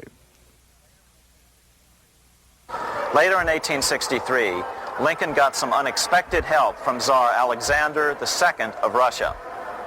The Tsar, like Bismarck in Germany, knew what the international money changers were up to and had steadfastly refused to let them set up a central bank in Russia. If America survived and was able to remain out of their clutches, the Tsar's position would remain secure. If the bankers were successful at dividing America and giving the pieces back to Great Britain and France, both nations under control of their central banks, eventually they would threaten Russia again. So the Tsar gave orders that if either England or France actively intervened and gave aid to the South, Russia would consider such action as a declaration of war. He did the same with part of his Pacific Fleet and sent them to port in San Francisco. Lincoln was reelected the next year, 1864. Had he lived, he would surely have killed the national bank's money monopoly extracted from him during the war. On November 21st, 1864, he wrote a friend the following. The money power preys upon the nation in times of peace and conspires against it in times of adversity. It is more despotic than monarchy, more insolent than autocracy, more selfish than bureaucracy. Shortly before Lincoln was murdered, his former Secretary of Treasury, Salmon P. Chase, bemoaned his role in helping secure the passage of the National Banking Act only 1 year earlier. My agency in promoting the passage of the National Banking Act was the greatest financial mistake in my life. It has built up a monopoly which affects every interest in the country. On April 14, 1865, 41 days after his second inauguration and just 5 days after Lee surrendered to Grant at Appomattox, Lincoln was shot by John Wilkes Booth at Ford's Theater. Bismarck, Chancellor of Germany, lamented the death of Abraham Lincoln. The death of Lincoln was a disaster for Christendom. There was no man in the United States great enough to wear his boots. I fear that foreign bankers, with their craftiness and torturous tricks, will entirely corrupt the exuberant riches of America and use it systematically to corrupt modern civilization. They will not hesitate to plunge the whole of Christendom into wars and chaos in order that the earth should become their inheritance. Bismarck well understood the money changers' plan. Allegations that international bankers were responsible for Lincoln's assassination surfaced in Canada 70 years later in 1934. Gerald G. McGeer, a popular and well-respected Canadian attorney, revealed this stunning charge in a 5-hour speech before the Canadian House of Commons, blasting Canada's debt-based money system. Remember, it was 1934, the height of the Great Depression, which was ravaging Canada as well. McGeer had obtained evidence deleted from the public record, provided to him by Secret Service agents at the trial of John Wilkes Booth after Booth's death. McGeer said it showed that Booth was a mercenary working for the international bankers. According to an article in the Vancouver Sun of May 2nd, 1934, Abraham Lincoln, the martyred emancipator of the slaves, was assassinated through the machinations of a group representative of the international bankers who feared the United States president's national credit ambitions. There was only one group in the world at that time who had any reason to desire the death of Lincoln. They were the men opposed to his national currency program and who had fought him throughout the whole Civil War on his policy of greenback currency. Interestingly, McGeer claimed that Lincoln was assassinated not only because international bankers wanted to reestablish a central bank in America, but because they also wanted to base America's currency on gold. Gold they controlled. In other words, put America on a gold standard. Lincoln had done just the opposite by issuing U.S. notes, greenbacks, which were based purely on the good faith and credit of the United States. The article quoted McGeer as saying, "They were the men interested in the establishment of the gold standard and the right of the bankers to manage the currency and credit of every nation in the world. With Lincoln out of the way, they were able to proceed with that plan and did proceed with it in the United States. Within 8 years after Lincoln's assassination, silver was demonetized and the gold standard money system set up in the United States." Not since Lincoln has the U.S. issued debt-free United States notes. These red-sealed bills, which were issued in 1963, were not a new issue from President Kennedy, but merely the old greenbacks reissued year after year. In another act of folly and ignorance, the 1994 Regal Act actually authorized the replacement of Lincoln's greenbacks with debt-based notes. In other words, greenbacks were in circulation in the United States until 1994. Why was silver bad for the bankers and gold good? Simple. Because silver was plentiful in the United States. It was very hard to control. Gold was, and always has been, scarce.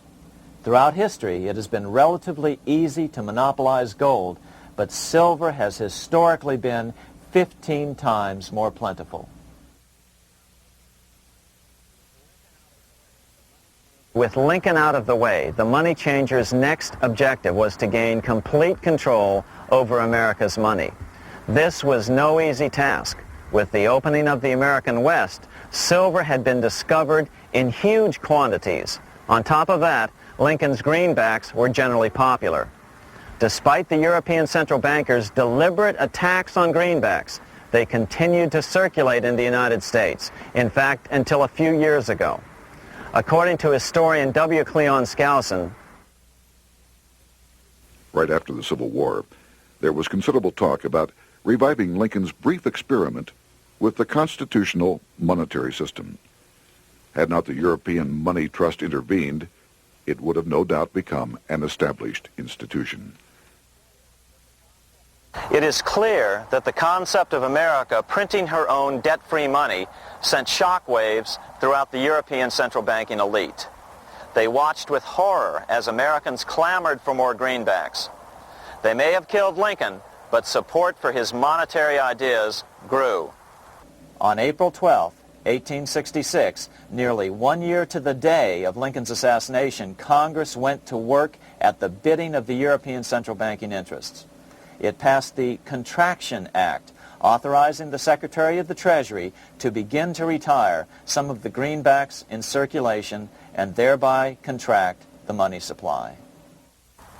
Authors Theodore R. Thorin and Richard F. Warner explained the results of the money contraction in their classic book on the subject, The Truth in Money Book. The hard times which occurred after the Civil War could have been avoided if the greenback legislation had continued as President Lincoln had intended. Instead, there were a series of money panics, what we call recessions. which put pressure on Congress to enact legislation to place the banking system under centralized control. Eventually, the Federal Reserve Act was passed on December 23, 1913. In other words, the money changers wanted two things: the reinstitution of a central bank under their exclusive control, and two, an American currency backed by gold. Their strategy was twofold. First of all, cause a series of panics to try to convince the American people that only centralized control of the money supply could provide economic stability. And secondly, remove so much money from the system that most Americans would be so desperately poor that they either wouldn't care or would be too weak to oppose the bankers. In 1866, there was $1.8 billion in currency in circulation in the United States, about $50.46 per capita. In 1867 alone, $500 million, $500 million, was removed from the U.S. money supply. 10 years later, in 1876, America's money supply was reduced to only $600 million. In other words, 2/3 of America's money had been called in by the bankers. Only $14.60 per capita remained in circulation. 10 years later, the money supply had been reduced to only $400 million, even though the population had boomed. The result was that only $6.67 per capita remained in circulation, a 760% loss in buying power over 20 years. Today, economists try to sell the idea that recessions and depressions are a natural part of something they call the business cycle. The truth is, our money supply is manipulated now just as it was before and after the Civil War. How did this happen? How did money become so scarce? Simple. Bank loans were called in and no new ones were given. In addition, silver coins were melted down. In 1872, a man named Ernest Sed was given 100,000 pounds, about $500,000, by the Bank of England and sent to America to bribe necessary congressmen to get silver demonetized. He was told that if that was not sufficient, to draw an additional 100,000 pounds or as much more as was necessary. The next year, Congress passed the Coinage Act of 1873, and the minting of silver dollars abruptly stopped. In fact, Representative Samuel Hooper, who introduced the bill in the House, acknowledged that Mr. Sed actually drafted the legislation. But it gets even worse than that. In 1874, Sed himself admitted who was behind the scheme. I went to America in the winter of 1872-73, authorized to secure, if I could, the passage of a bill demonetizing silver. It was in the interest of those I represented, the governors of the Bank of England, to have it done. By 1873, gold coins were the only form of coin money. But the contest over control of America's money was not yet over. Only 3 years later, in 1876, with 1/3 of America's workforce unemployed, the population was growing restless. People were clamoring for a return to the greenback money system of President Lincoln or a return to silver money, anything that would make money more plentiful. That year, Congress created the United States Silver Commission to study the problem. Their report clearly blamed the monetary contraction on the national bankers. The report is interesting because it compares the deliberate money contraction by the national bankers after the Civil War to the fall of the Roman Empire. The disaster of the Dark Ages was caused by decreasing money and falling prices. Without money, civilization could not have had a beginning, and with a diminishing supply, it must languish, and unless relieved, finally perish. At the Christian era, the metallic money of the Roman Empire amounted to $1,800,000,000. By the end of the 15th century, it had shrunk to less than $200 million. History records no other such disastrous transition as that from the Roman Empire to the Dark Ages.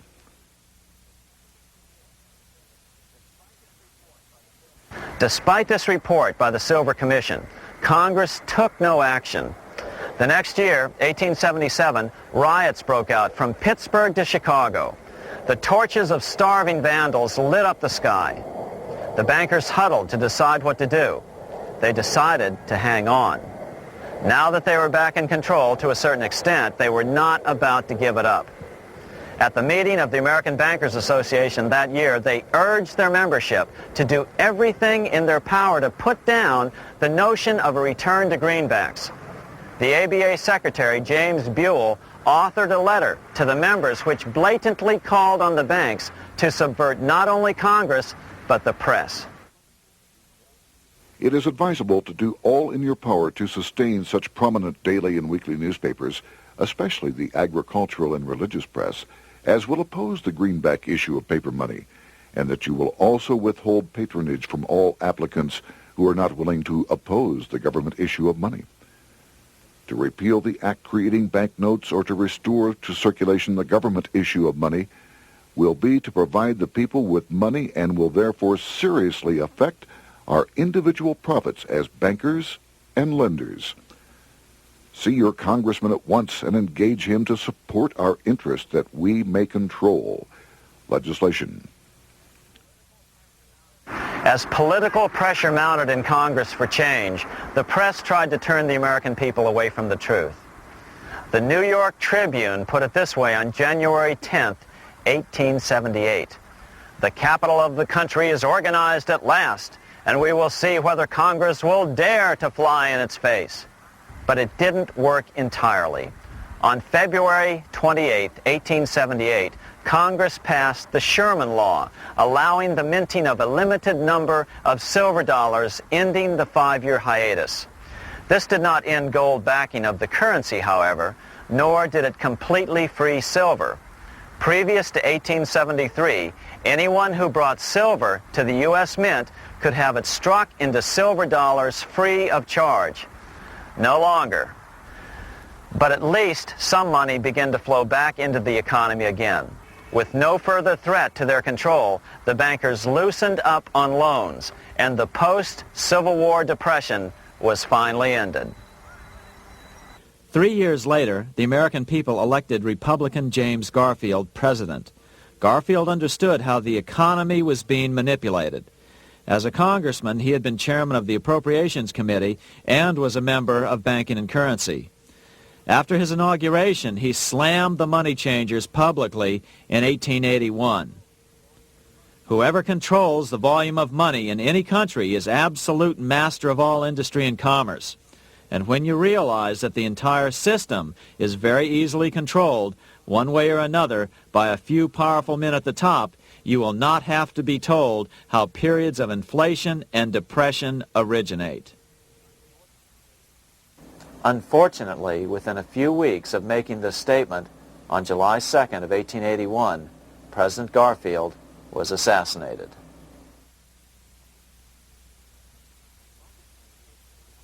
The money changers were gathering strength fast. They began a periodic fleecing of the flock, as they called it, by creating economic booms followed by further depressions so they could buy up thousands of homes and farms for pennies on the dollar. In 1891, the money changers prepared to take the American economy down again, and their methods and motives were laid out with shocking clarity in a memo sent out by the American Bankers Association, the ABA, an organization in which most bankers were members.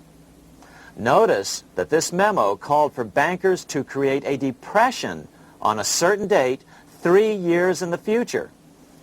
According to the congressional record, here's how it read in part.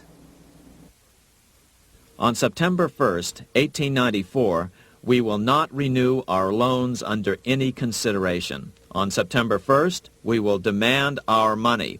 We will foreclose and become mortgagees in possession. We can take 2/3 of the farms west of the Mississippi and thousands of them east of the Mississippi as well at our price. Then the farmers will become tenants as in England.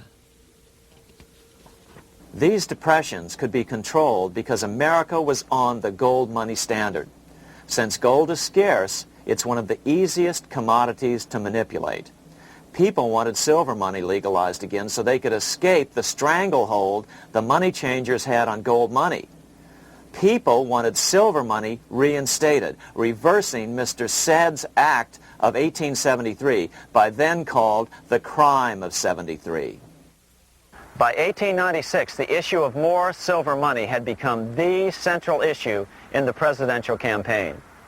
William Jennings Bryan, a senator from Nebraska, ran for president as a Democrat on the free silver issue. At the Democratic National Convention in Chicago, he made an emotional speech which won him the nomination entitled Crown of Thorns and Cross of Gold. Though Bryan was only 36 years old at the time, this speech is widely regarded as the most famous oration ever made before a political convention. In the dramatic conclusion, Bryan said,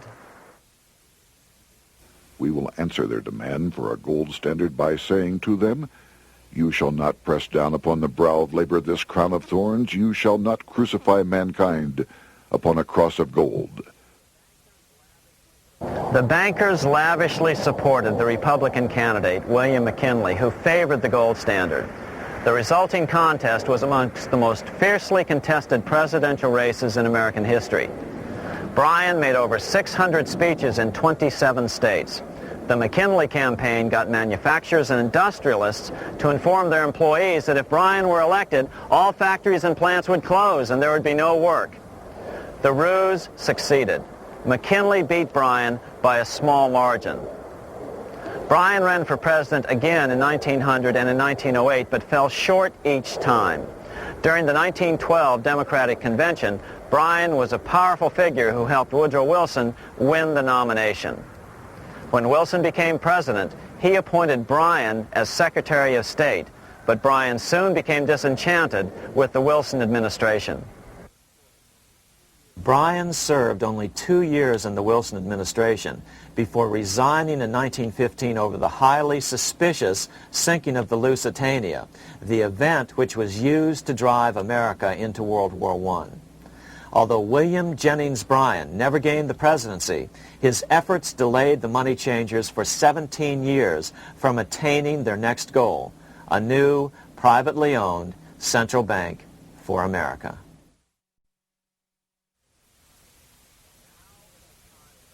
Now it was time for the money changers to get back to the business of a new private central bank for America. During the early 1900s, men like J.P. Morgan led the charge. One final panic would be necessary to focus the nation's attention on the supposed need for a central bank. The rationale was that only a central bank can prevent bank failures. Morgan was clearly the most powerful banker in America and a suspected agent for the Rothschilds. Morgan had helped finance John D. Rockefeller's Standard Oil empire. He had also helped finance the monopolies of Edward Harriman in railroads, of Andrew Carnegie in steel, and of others in numerous industries. But on top of that, J.P. Morgan's father, Junius Morgan, had been America's financial agent to the British. After his father's death, J.P. Morgan took on a British partner, Edward Grenfell, a longtime director of the Bank of England. In fact, upon Morgan's death, his estate contained only a few $1 million. The bulk of the securities most people thought he owned were in fact owned by others. In 1902, President Theodore Roosevelt allegedly went after Morgan and his friends by using the Sherman Antitrust Act to try to break up their industrial monopolies. Actually, Roosevelt did very little to interfere in the growing monopolization of American industry by the bankers and their surrogates. For example, Roosevelt supposedly broke up the Standard Oil monopoly, but it wasn't really broken at all. It was merely divided into 7 corporations, all still controlled by the Rockefellers.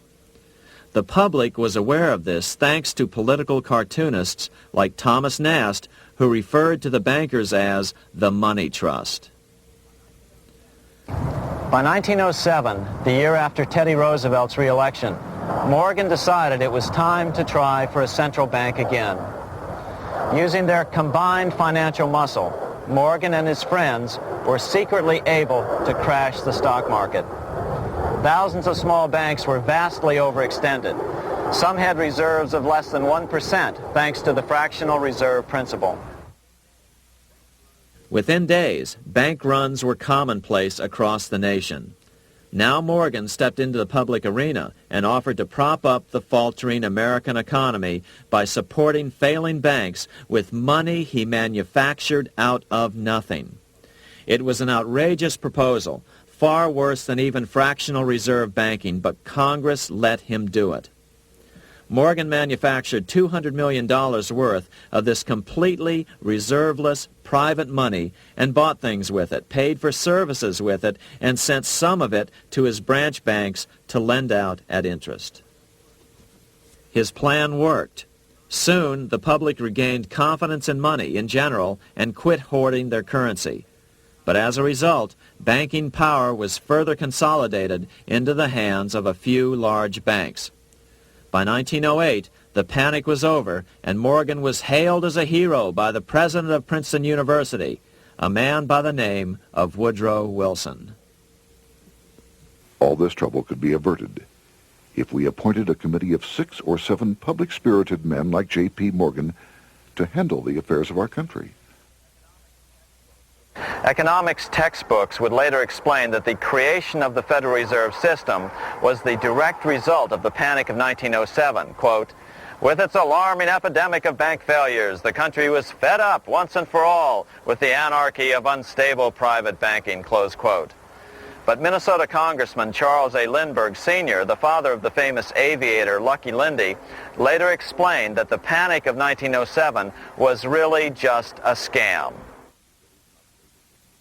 Those not favorable to the money trust could be squeezed out of business and the people frightened into demanding changes in the banking and currency laws which the money trust would frame. So, since the passage of the National Bank Act of 1863, the money changers had been able to create a series of booms and busts. The purpose was not only to fleece the American public of their property, but to later claim that the banking system was basically so unstable that it had to be consolidated into a central bank once again.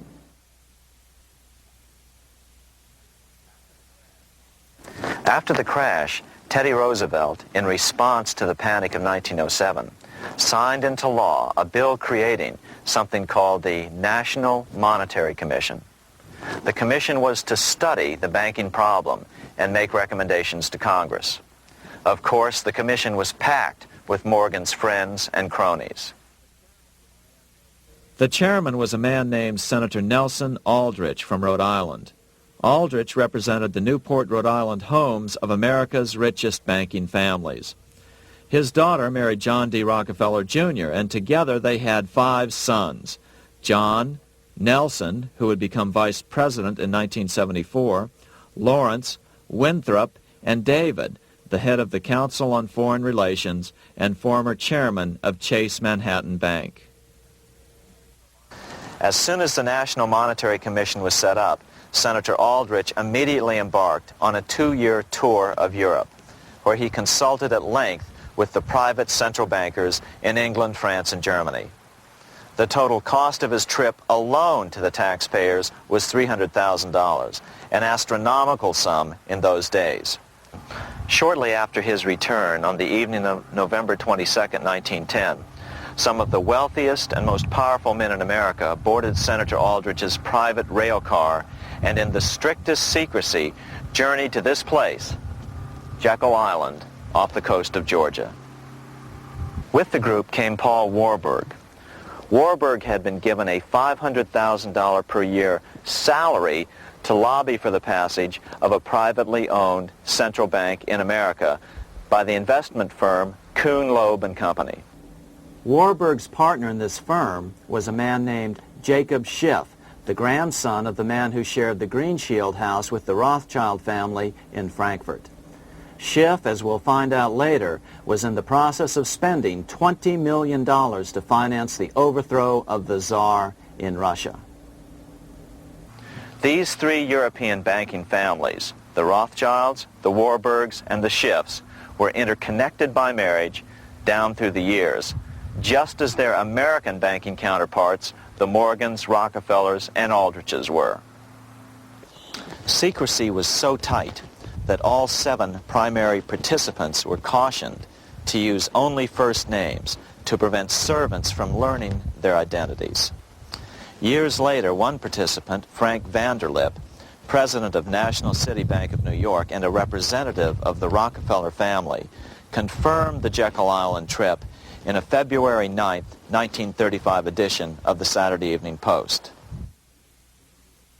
I was as secretive, indeed as furtive as any conspirator. Discovery, we knew, simply must not happen, or else all our time and effort would be wasted. If it were to be exposed that our particular group had got together and written a banking bill, that bill would have no chance whatever of passage by Congress. The participants came here to figure out how to solve their major problem, how to bring back a privately owned central bank.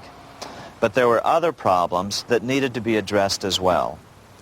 First of all, the market share of the big national banks was shrinking fast. In the first 10 years of the century, the number of U.S. banks had more than doubled to over 20,000.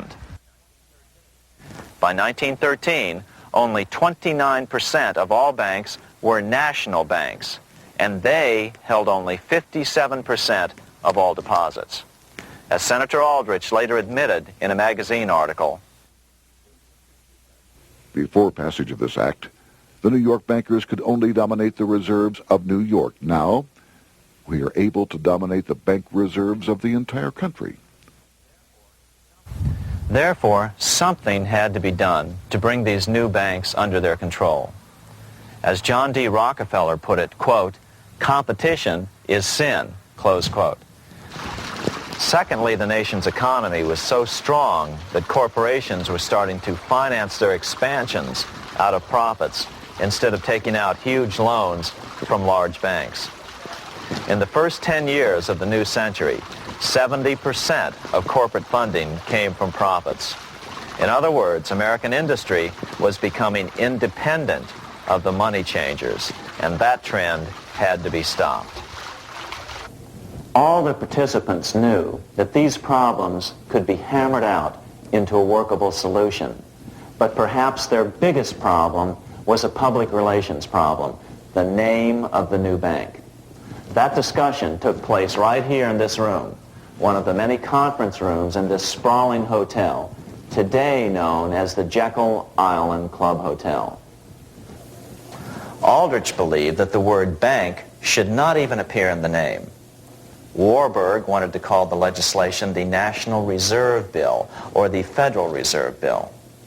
The idea here was to give the impression that the purpose of the new central bank was to stop bank runs, but also to conceal its monopoly character.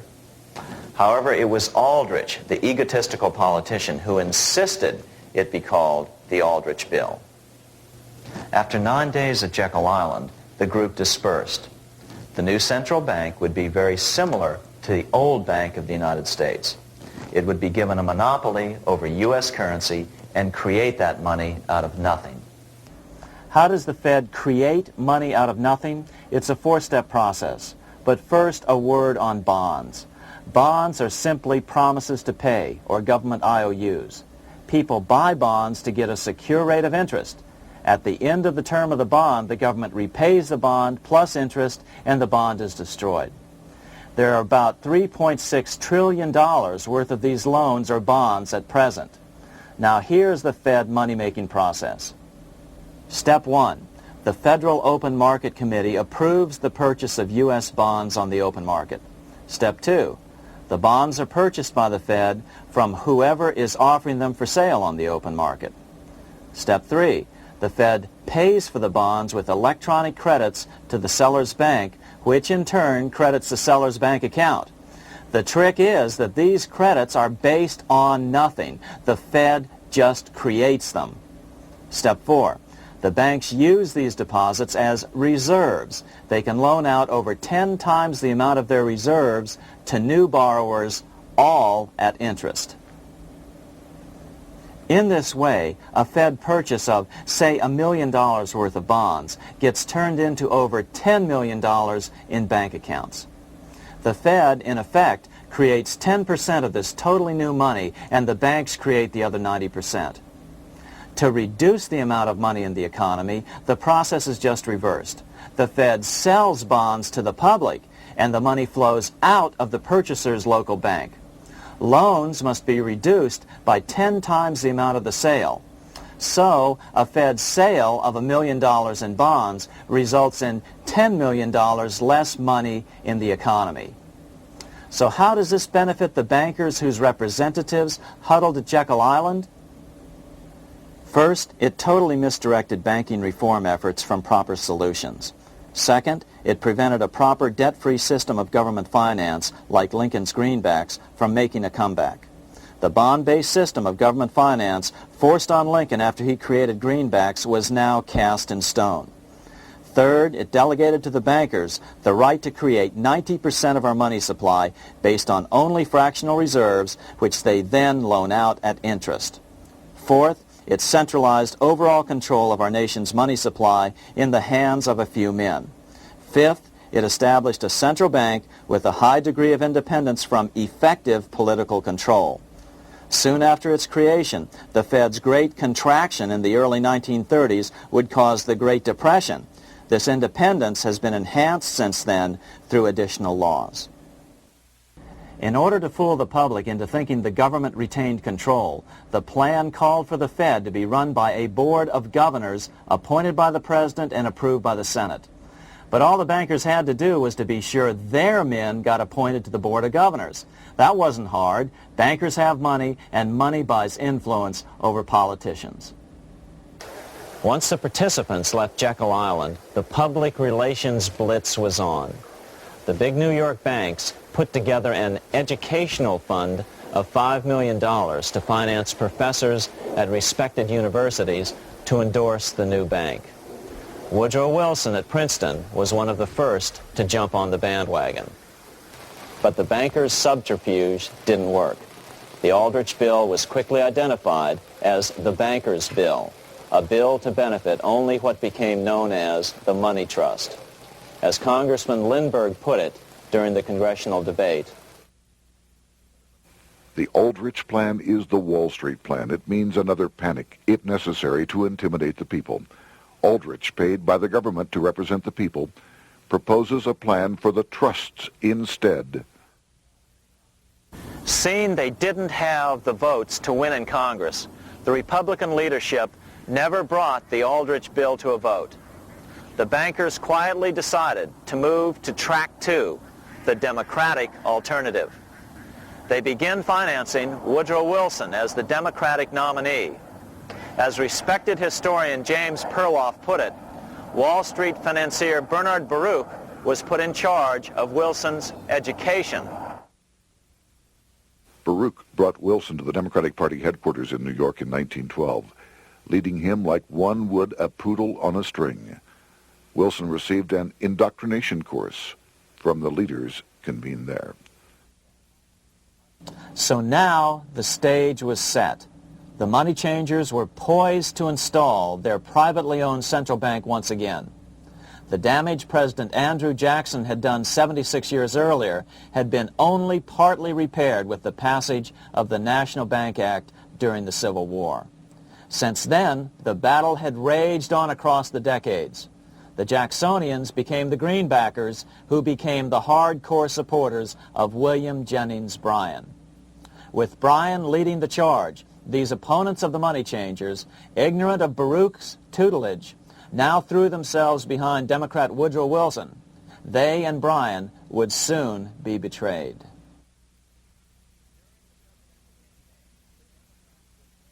During the presidential campaign, the Democrats were careful to pretend to oppose the Aldrich Bill.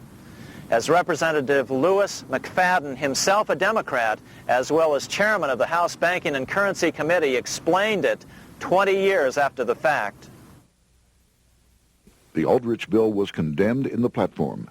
When Woodrow Wilson was nominated, the men who ruled the Democratic Party promised the people that if they were returned to power, there would be no central bank established here while they held the reins of government. 13 months later, that promise was broken, and the Wilson administration, under the tutelage of those sinister Wall Street figures who stood behind Colonel House, established here in our free country the worm-eaten, monarchical institution of the King's Bank, to control us from the top downward and to shackle us from the cradle to the grave.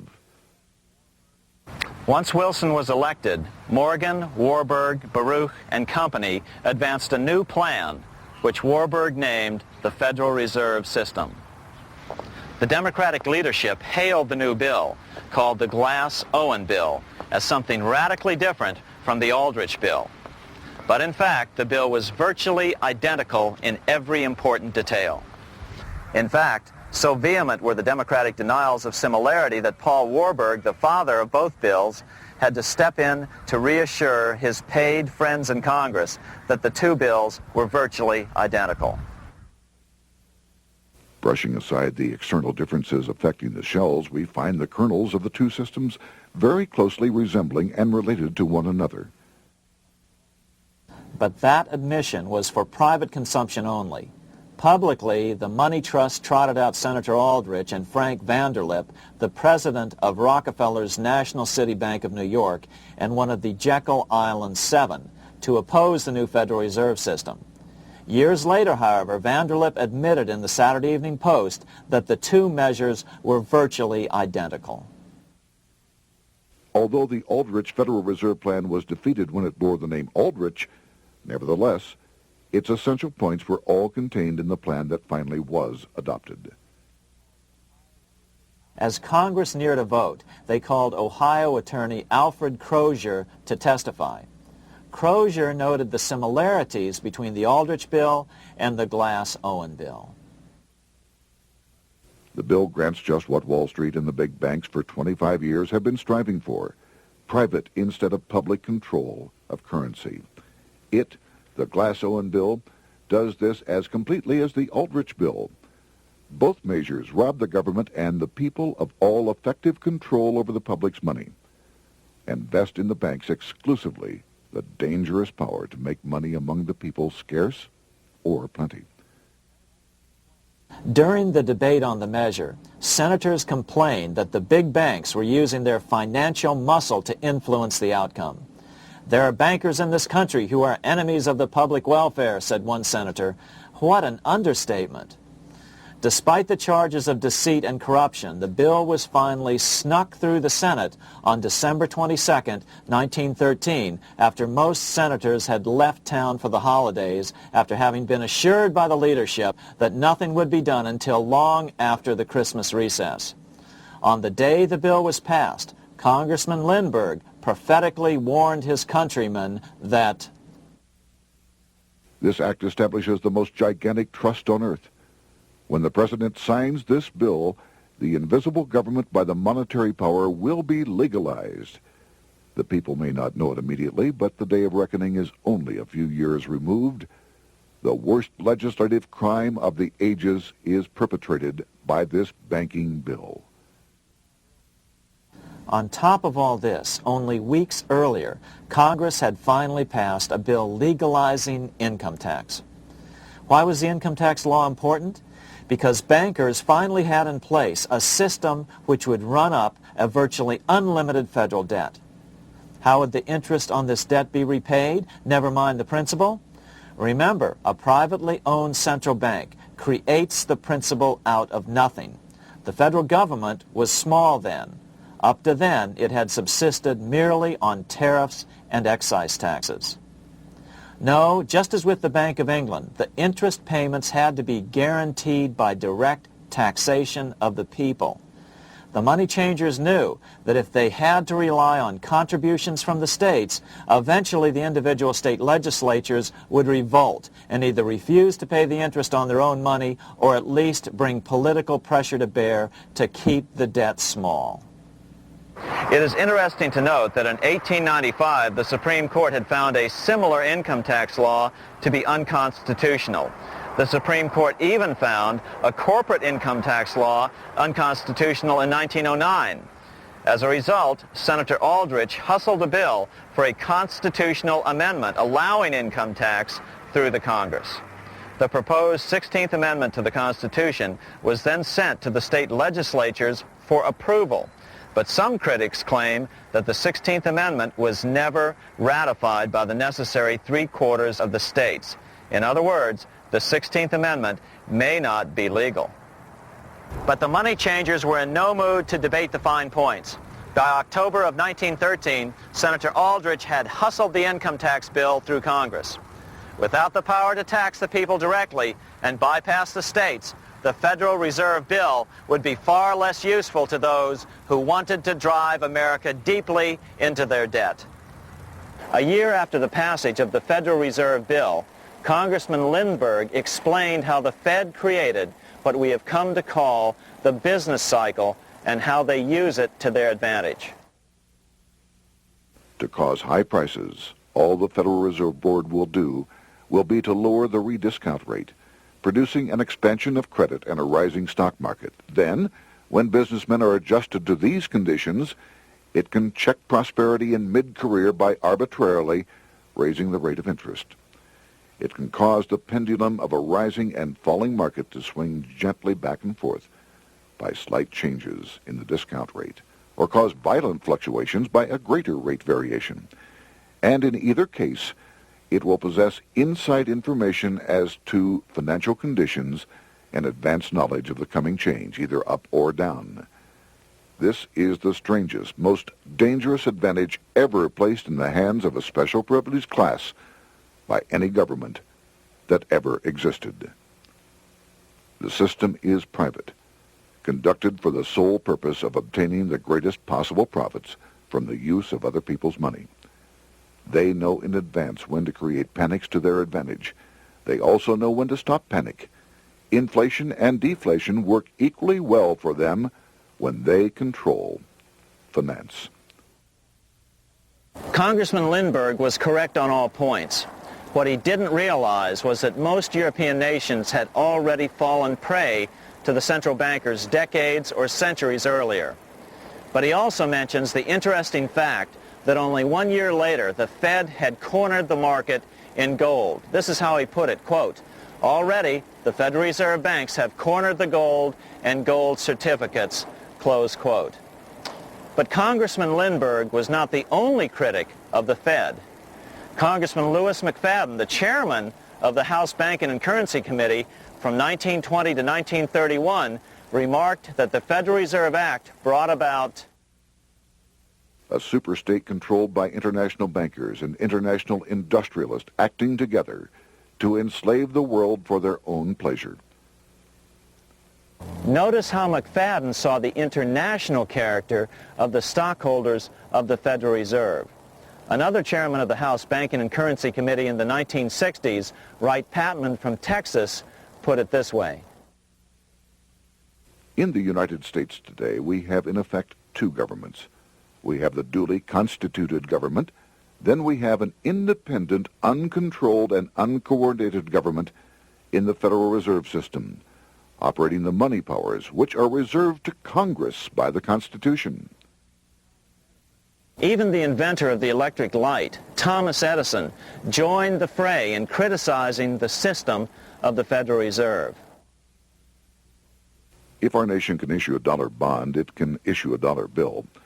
The element that makes the bond good makes the bill good also. The difference between the bond and the bill is the bond lets money brokers collect twice the amount of the bond and an additional 20%, whereas the currency pays nobody but those who contribute directly in some useful way. It is absurd to say that our country can issue $30 million in bonds and not $30 million in currency. Both are promises to pay. But one promise fattens the usurers, and the other helps the people. 3 years after the passage of the Federal Reserve Act, even President Wilson began to have second thoughts about what had been unleashed during his first term in office. we have come to be one of the worst ruled, one of the most completely controlled governments in the civilized world, no longer a government of free opinion, no longer a government by a vote of the majority, but a government by the opinion and duress of a small group of dominant men. Some of the biggest men in the United States in the field of commerce and manufacture are afraid of something. They know that there is a power somewhere so organized, so subtle, so watchful, so interlocked, so complete, so pervasive, that they had better not speak above their breath when they speak in condemnation of it. Before his death in 1924, President Wilson realized the full extent of the damage he had done to America when he confessed, "I have unwittingly ruined my government." So finally, the money changers, those who profit by manipulating the amount of money in circulation, had their privately owned central bank installed again in America. The major newspapers, which they also owned, hailed passage of the Federal Reserve Act of 1913, telling the public that now depressions could be scientifically prevented. The fact of the matter was that now depressions could be scientifically created.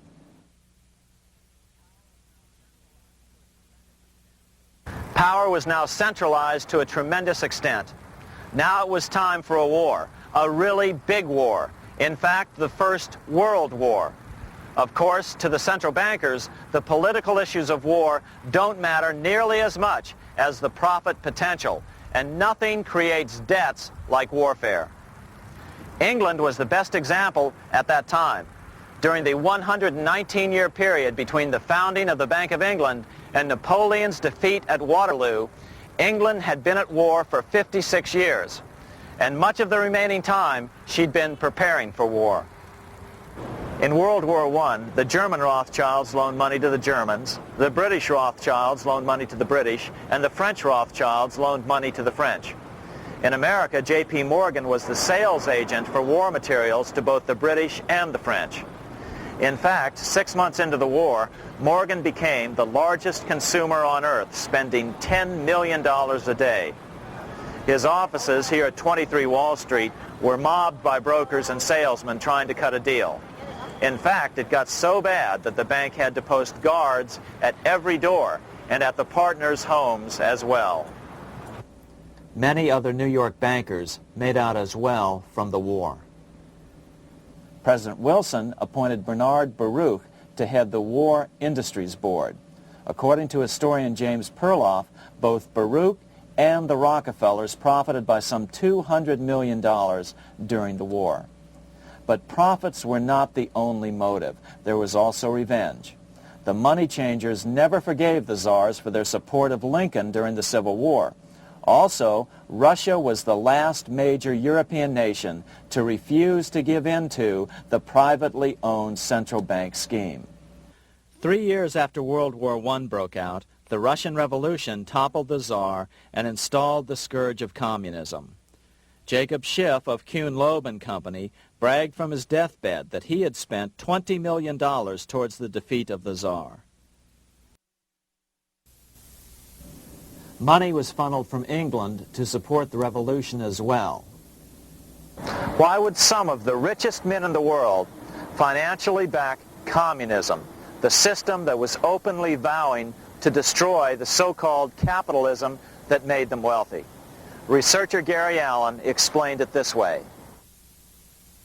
If one understands that socialism is not a share the wealth program, but is, in reality, a method to consolidate and control the wealth, then the seeming paradox of super-rich men promoting socialism becomes no paradox at all. Instead, it becomes logical, even the perfect tool of power-seeking megalomaniacs. Communism, or more accurately socialism, is not a movement of the downtrodden masses, but of the economic elite. As W. Cleon Skousen put it in his 1970 book, The Naked Capitalist, power from any source tends to create an appetite for additional power. It was almost inevitable that the super-rich would one day aspire to control not only their own wealth, but the wealth of the whole world. To achieve this, they were perfectly willing to feed the ambitions of the power-hungry political conspirators who were committed to the overthrow of all existing governments and the establishments of a central worldwide dictatorship. But what if these revolutionaries get out of control and try to seize power from the super-rich? After all, it was Mao Zedong who in 1938 stated his position concerning power. Political power grows out of the barrel of a gun. The Wall Street, London axis elected to take the risk. The master planners attempted to control revolutionary communist groups by feeding them vast quantities of money when they obeyed and contracting their money supply or even financing their opposition if they got out of control. Lenin began to understand that although he was the absolute dictator of the new Soviet Union, he was not pulling the financial strings. Someone else was silently in control. The state does not function as we desired.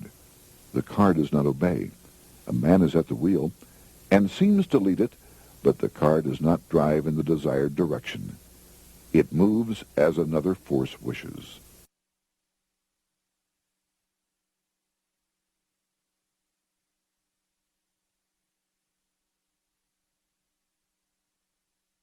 Who is behind it? Representative Louis T. McFadden, the chairman of the House Banking and Currency Committee throughout the 1920s and into the Great Depression years of the 1930s, explained it this way. The course of Russian history has indeed been greatly affected by the operations of international bankers. The Soviet government has been given United States Treasury funds by the Federal Reserve Board, acting through the Chase Bank. England has drawn money from us through the Federal Reserve banks and has relent it at high rates of interest to the Soviet government. The Dnipro Dam was built with funds unlawfully taken from the United States Treasury by the corrupt and dishonest Federal Reserve Board and the Federal Reserve banks.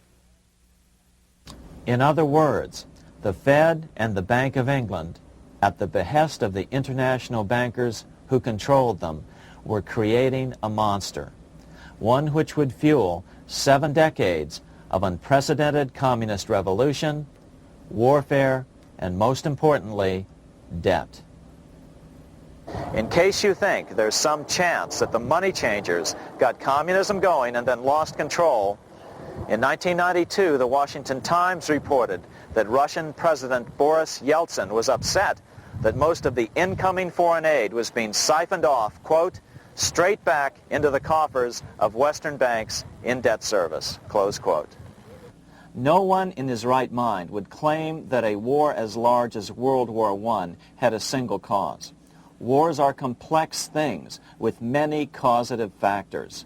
But on the other hand, it would also be equally foolish to ignore as a prime cause of World War I those who would profit the most from the war. The role of the money changers is no wild conspiracy theory. They had a motive, a short-ranged, self-serving motive, as well as a long-range political motive of advancing totalitarian governments, with the money changers maintaining the financial clout to control whatever politician might emerge as the leader. Next, we'll see what the money changers' ultimate political goal is for the world.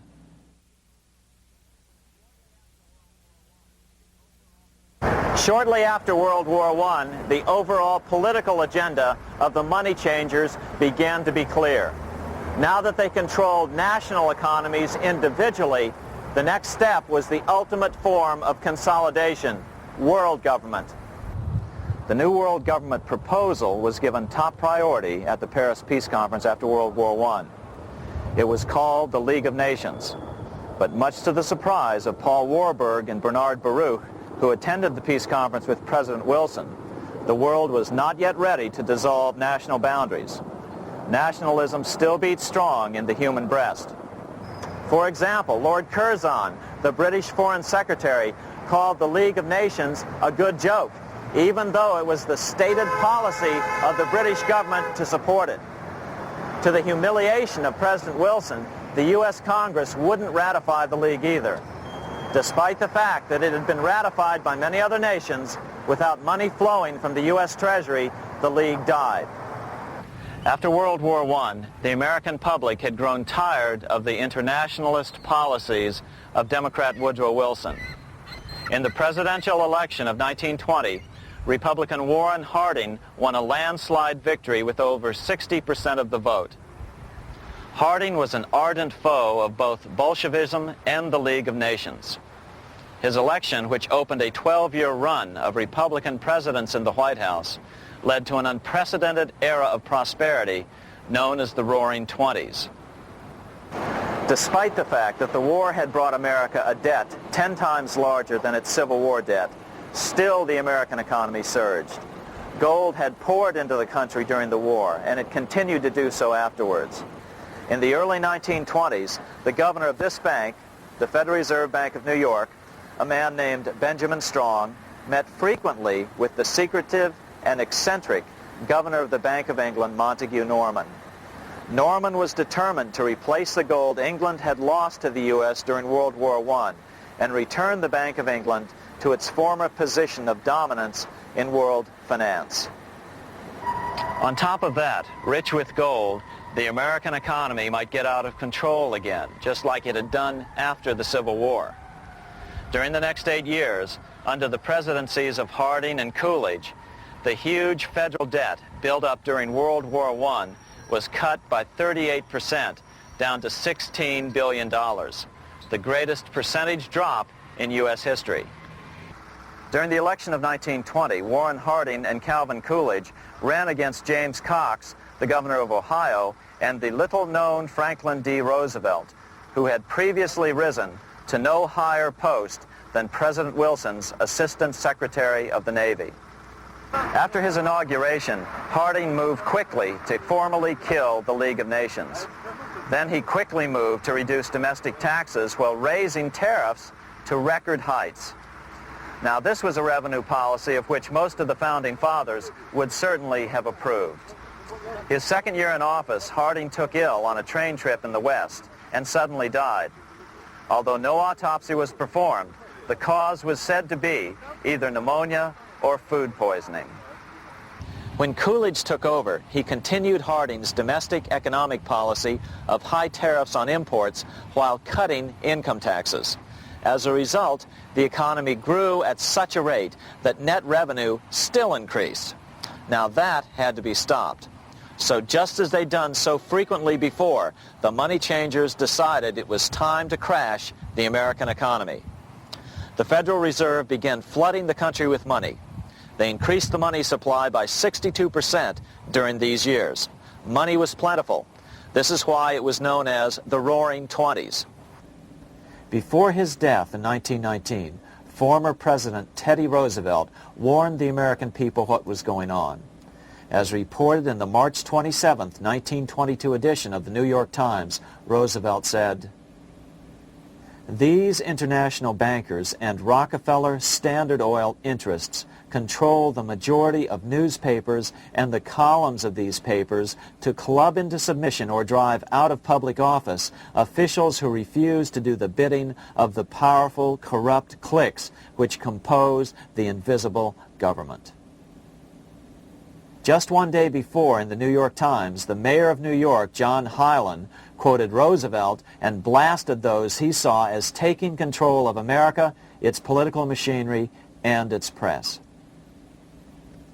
The warning of Theodore Roosevelt has much timeliness today, for the real menace of our republic is this invisible government which, like a giant octopus, sprawls its slimy length over city, state, and nation.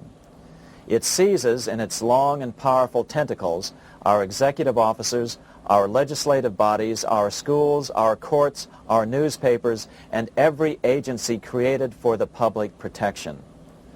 To depart from mere generalizations, let me say that at the head of this octopus are the Rockefeller Standard Oil interest and a small group of powerful banking houses generally referred to as the international bankers. The little coterie of powerful international bankers virtually run the United States government for their own selfish purposes. They practically control both parties, write political platforms, make cat's paws of party leaders, use the leading men of private organizations, and resort to every device to place in nomination for high public office only such candidates as will be amenable to the dictates of corrupt big business. These international bankers and Rockefeller Standard Oil interests control the majority of newspapers and magazines in this country.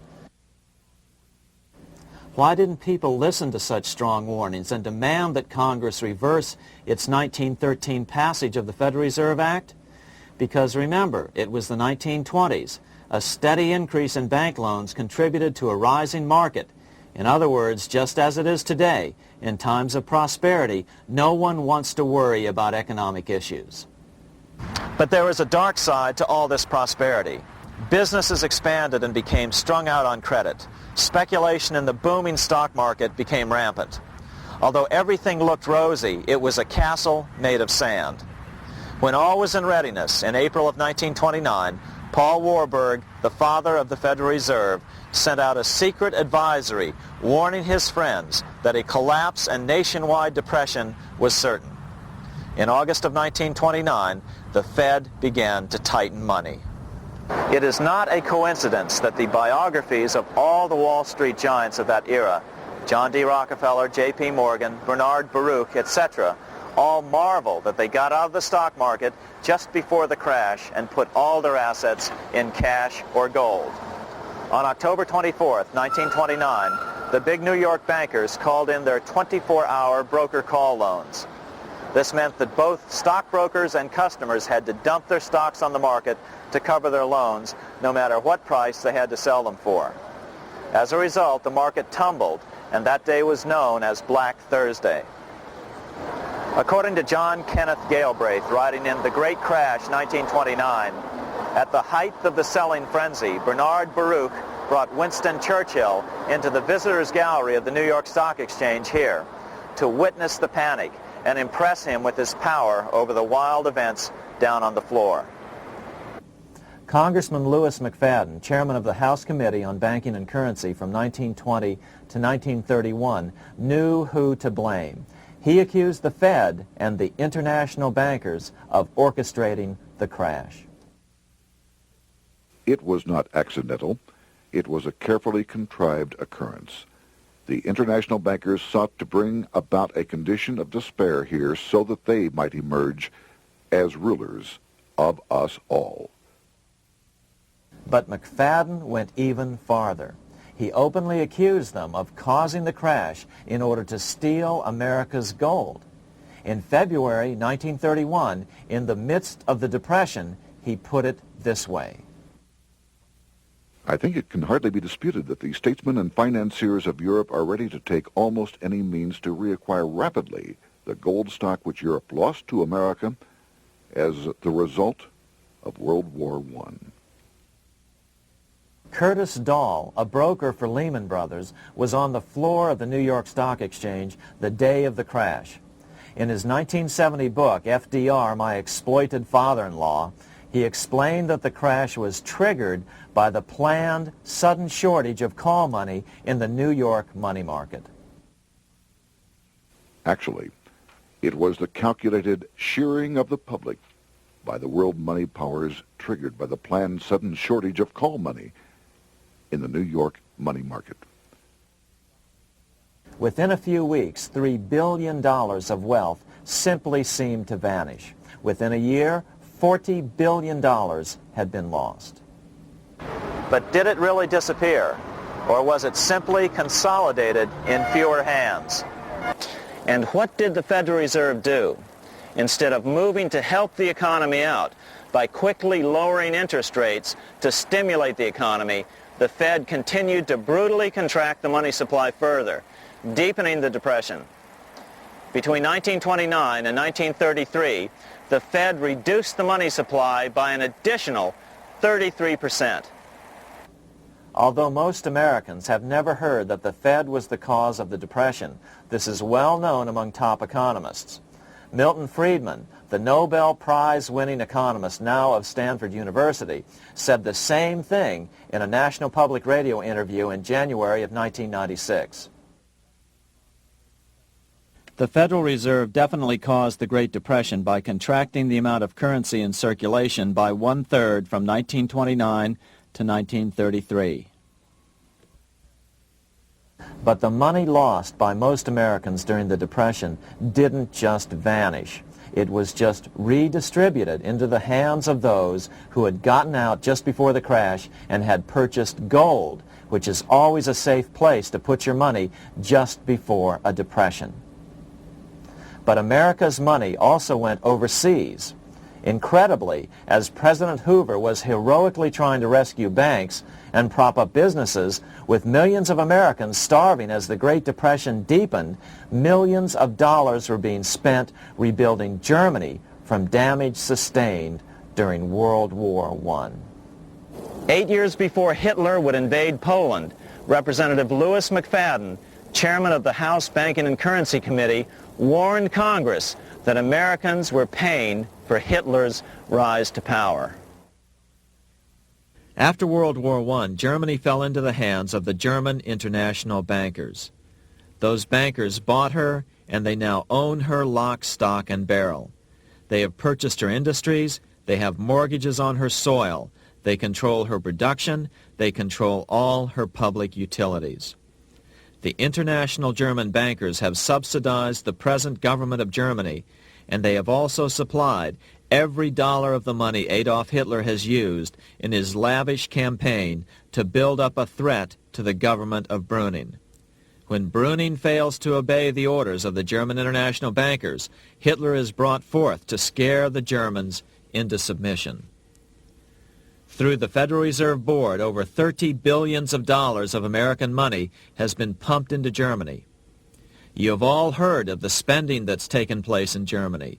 Modernistic dwellings, her great planetariums, her gymnasiums, her swimming pools, her fine public highways, her perfect factories.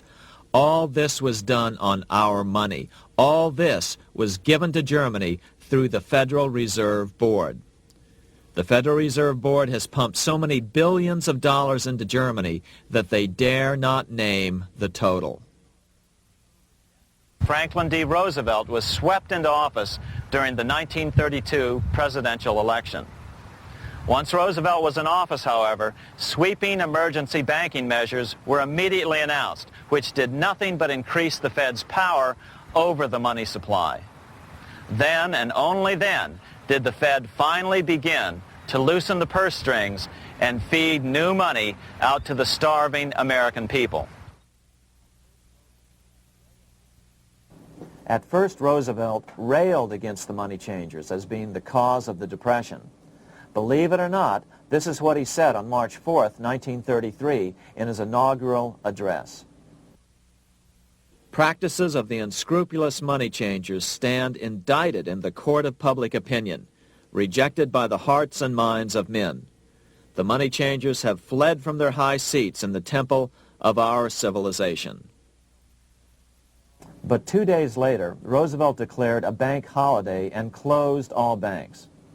Later that year, Roosevelt outlawed private ownership of all gold bullion and all gold coins with the exception of rare coins. Most of the gold in the hands of the average American was in the form of gold coins.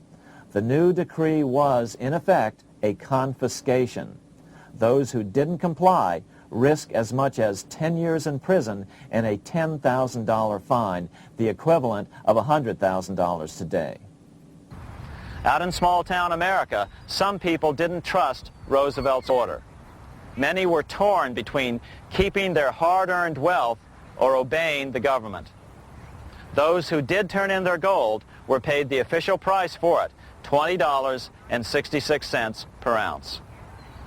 So unpopular was the confiscation order that no one anywhere in government would take credit for authoring it. No congressman claimed it. At the signing ceremony, President Roosevelt made it clear to all present that he was not the author of it and publicly stated that he had not ever read it. Even his Secretary of the Treasury said he'd never read it either, saying it was, quote, what the experts wanted. Roosevelt convinced the public to give up their gold by saying that pooling the nation's resources was necessary to get America out of the Depression. With great fanfare, he ordered a new bullion depository built to hold the mountain of gold the U.S. government was illegally confiscating. By 1936, the U.S. bullion depository at Fort Knox was completed, and in January 1937, the gold began to flow into it. The rip-off of the ages was about to proceed. In 1935, once the gold had all been turned in, the official price of gold was suddenly raised to $35 per ounce. But the catch was, only foreigners could sell their gold at the new higher price. The money changers who had heeded Warburg's note and gotten out of the stock market just before the crash and bought gold at $20.66 per ounce, then shipped it to London, could now bring it back and sell it back to the government, nearly doubling their money while the average American starved. The Fort Knox Bullion Depository sits here in the middle of the Fort Knox Military Reservation, 30 miles southwest of Louisville, Kentucky. This was as close as we were permitted to get to the depository despite years of letters from members of Congress to allow our film crew inside. The 4-acre grounds immediately surrounding the building are guarded by an electrified steel fence, an open moat, and 4 machine-gun-armed guard pillboxes at the structure's corners. When the gold began arriving on January 13, 1937, there was unprecedented security. Thousands of official guests watched the arrival of a 9-car train from Philadelphia, guarded by armed soldiers, postal inspectors, Secret Servicemen, and guards from the U.S. Mint. It was all great theater. America's gold supply from across the land had been pooled, supposedly for the public benefit, and then safely tucked into Fort Knox. But all that security would soon be breached by the government itself. Now the stage was set for a really big war, one which would pile up debt far beyond that of World War I. For example, in 1944 alone, the U.S. national income was only $183 billion, yet $103 billion was spent on the war. This was 30 times the spending rate during World War I. In fact, the American taxpayer picked up 55% of the total Allied cost of the war. But equally important, virtually every nation involved in World War II greatly multiplied their debt. In the U.S., for example, federal debt went from $43 billion in 1940 up to $257 billion in 1950, an increase of 598%. Between 1940 and 1950, Japanese debt swelled 1,348%. French debt grew 583%, and Canadian debt soared 417%. After the war, the world was now divided into 2 economic camps: communist command economies on the one hand versus monopoly capitalists on the other, set to fight it out in one perpetual and highly profitable arms race.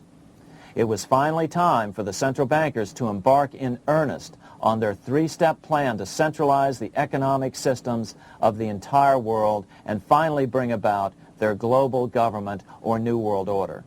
The phases of this plan were: Step 1, central bank domination of national economies worldwide. Step 2, centralized regional economies through organizations such as the European Monetary Union and regional trade unions such as NAFTA. Step 3, centralize the world economy through a world central bank, a world money, and ending national independence through abolition of all tariffs by treaties like GATT. Step 1 was completed long ago. Steps 2 and 3 are far advanced, nearing completion. What about gold? Among central banks, the largest holder of gold is now the IMF. It and central banks now control 2/3 of the world's gold supply, giving them the ability to manipulate the gold market. Remember the money changer's golden rule: he who has the gold makes the rules. But before we get into solutions to our problem, let's take a look at what happened to all that gold in Fort Knox. Because if we don't understand that the gold has been stolen, we'll allow ourselves to be stampeded into the wrong solution, a gold-backed currency. Most Americans still believe that the gold is still here at Fort Knox. At the end of World War II, Fort Knox contained over 700 million ounces of gold, an incredible 70% of all the gold in the world. How much remains? No one knows. Despite the fact that federal law requires an annual physical audit of Fort Knox gold, the Treasury has consistently refused to conduct one. The truth is that a reliable audit of whatever remains here has not been conducted since President Eisenhower ordered one in 1953. Where did America's gold in Fort Knox go? Over the years, it was sold off to European money changers at the $35 per ounce price. Remember, this was during a time when it was illegal for Americans to buy any of their own gold from Fort Knox. In fact, there was a very infamous case where the Firestone family set up a string of dummy corporations to purchase Fort Knox gold and keep it in Switzerland, never hitting U.S. shores. They were eventually caught, however, and successfully prosecuted. Finally, by 1971, all the pure gold had been secretly removed from Fort Knox, drained back to London. Once the gold was gone from Fort Knox, President Nixon closed the gold window by repealing Roosevelt's Gold Reserve Act of 1934, finally making it legal once again for Americans to buy gold. Naturally, gold prices immediately began to soar. 9 years later, gold sold for $880 per ounce, 25 times what the gold in Fort Knox was sold for. One would think that eventually someone in the government would get wind of what was happening and blow the whistle. The largest fortune in the history of the world stolen. Shades of the old James Bond film, Goldfinger. Well, as a matter of fact, Ian Fleming, the author of the James Bond series, was head of the British counterintelligence service, MI5. Some believe in the intelligence community that he wrote much of his fiction as a warning, as many authors of fiction do. If the removal of all the good delivery gold from Fort Knox can be viewed as a deliberate raid on the U.S. Treasury, then such an operation might well have been years in the making, namely 40 years. Certainly enough time for Fleming to get wind of it and try to prevent it. So just how did the story of the Fort Knox gold robbery get out? It all started with an article in a New York periodical in 1974. The article charged that the Rockefeller family was manipulating the Federal Reserve to sell off Fort Knox gold at bargain basement prices to anonymous European speculators. 3 days later, the anonymous source of the story, Louise Auchincloss Boyer, mysteriously fell to her death from the window of her 10th floor apartment in New York. How would Mrs. Boyer have known of the Rockefeller connection to the Fort Knox gold heist? She was the longtime secretary of Nelson Rockefeller. For the next 14 years, this man, Ed Durrell, a wealthy Ohio industrialist, devoted himself to a quest for the truth concerning the Fort Knox gold. He wrote thousands of letters to over 1,000 government and banking officials, trying to find out how much gold was really left and where the rest of it had gone. Edith Roosevelt, the granddaughter of President Teddy Roosevelt, questioned the actions of the government in a March 1975 edition of the New Hampshire Sunday News. Allegations of missing gold from our Fort Knox vaults are being widely discussed in European financial circles. But what is puzzling is that the administration is not hastening to demonstrate conclusively that there is no cause for concern over our gold treasure, if indeed it is in a position to do so. Unfortunately, Ed Durrell never did accomplish his primary goal, a full audit of the gold reserves in Fort Knox. It's incredible that the world's greatest treasure has had little accounting or auditing. This gold belonged to the American people, not the Federal Reserve and their foreign owners. One thing is certain, the government could blow all of this speculation away in a few days with a well-publicized audit under the searing lights of media cameras. it has chosen not to do so. One must conclude that they are afraid of the truth such an audit would reveal. What is the government so afraid of? Here's the answer. When President Ronald Reagan took office in 1981, his conservative friends urged him to study the feasibility of returning to a gold standard as the only way to curb government spending. It sounded like a reasonable alternative, so President Reagan appointed a group of men called the Gold Commission to study the situation and report back to Congress. What Reagan's Gold Commission reported back to Congress in 1982 was the following shocking revelation concerning gold. The U.S. Treasury owned no gold at all. All the gold that was left in Fort Knox was now owned by the Federal Reserve, a group of private bankers, as collateral against the national debt.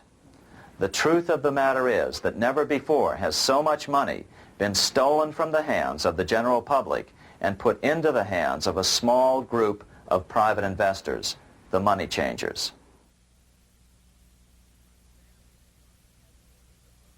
I'm standing in front of the headquarters of the International Monetary Fund located in Washington, D.C. Across the street, right over there, is the headquarters of the World Bank. What are these organizations and who controls them? And most importantly, are they about to create a huge worldwide depression? Let us step back in time for a moment to the aftermath of World War I. People were tired of war, so under the guise of peacemaking, the international bankers devised a plan to consolidate power even further. Claiming only an international government would stem the tide of world wars, the money changers pushed forward a proposal for world government which stood on three legs.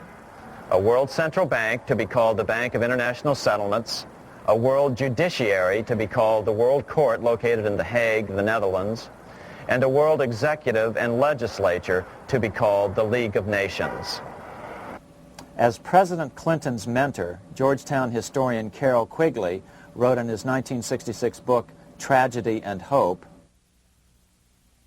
the powers of financial capitalism had a far-reaching plan, nothing less than to create a world system of financial control in private hands, able to dominate the political system of each country and the economy of the world as a whole.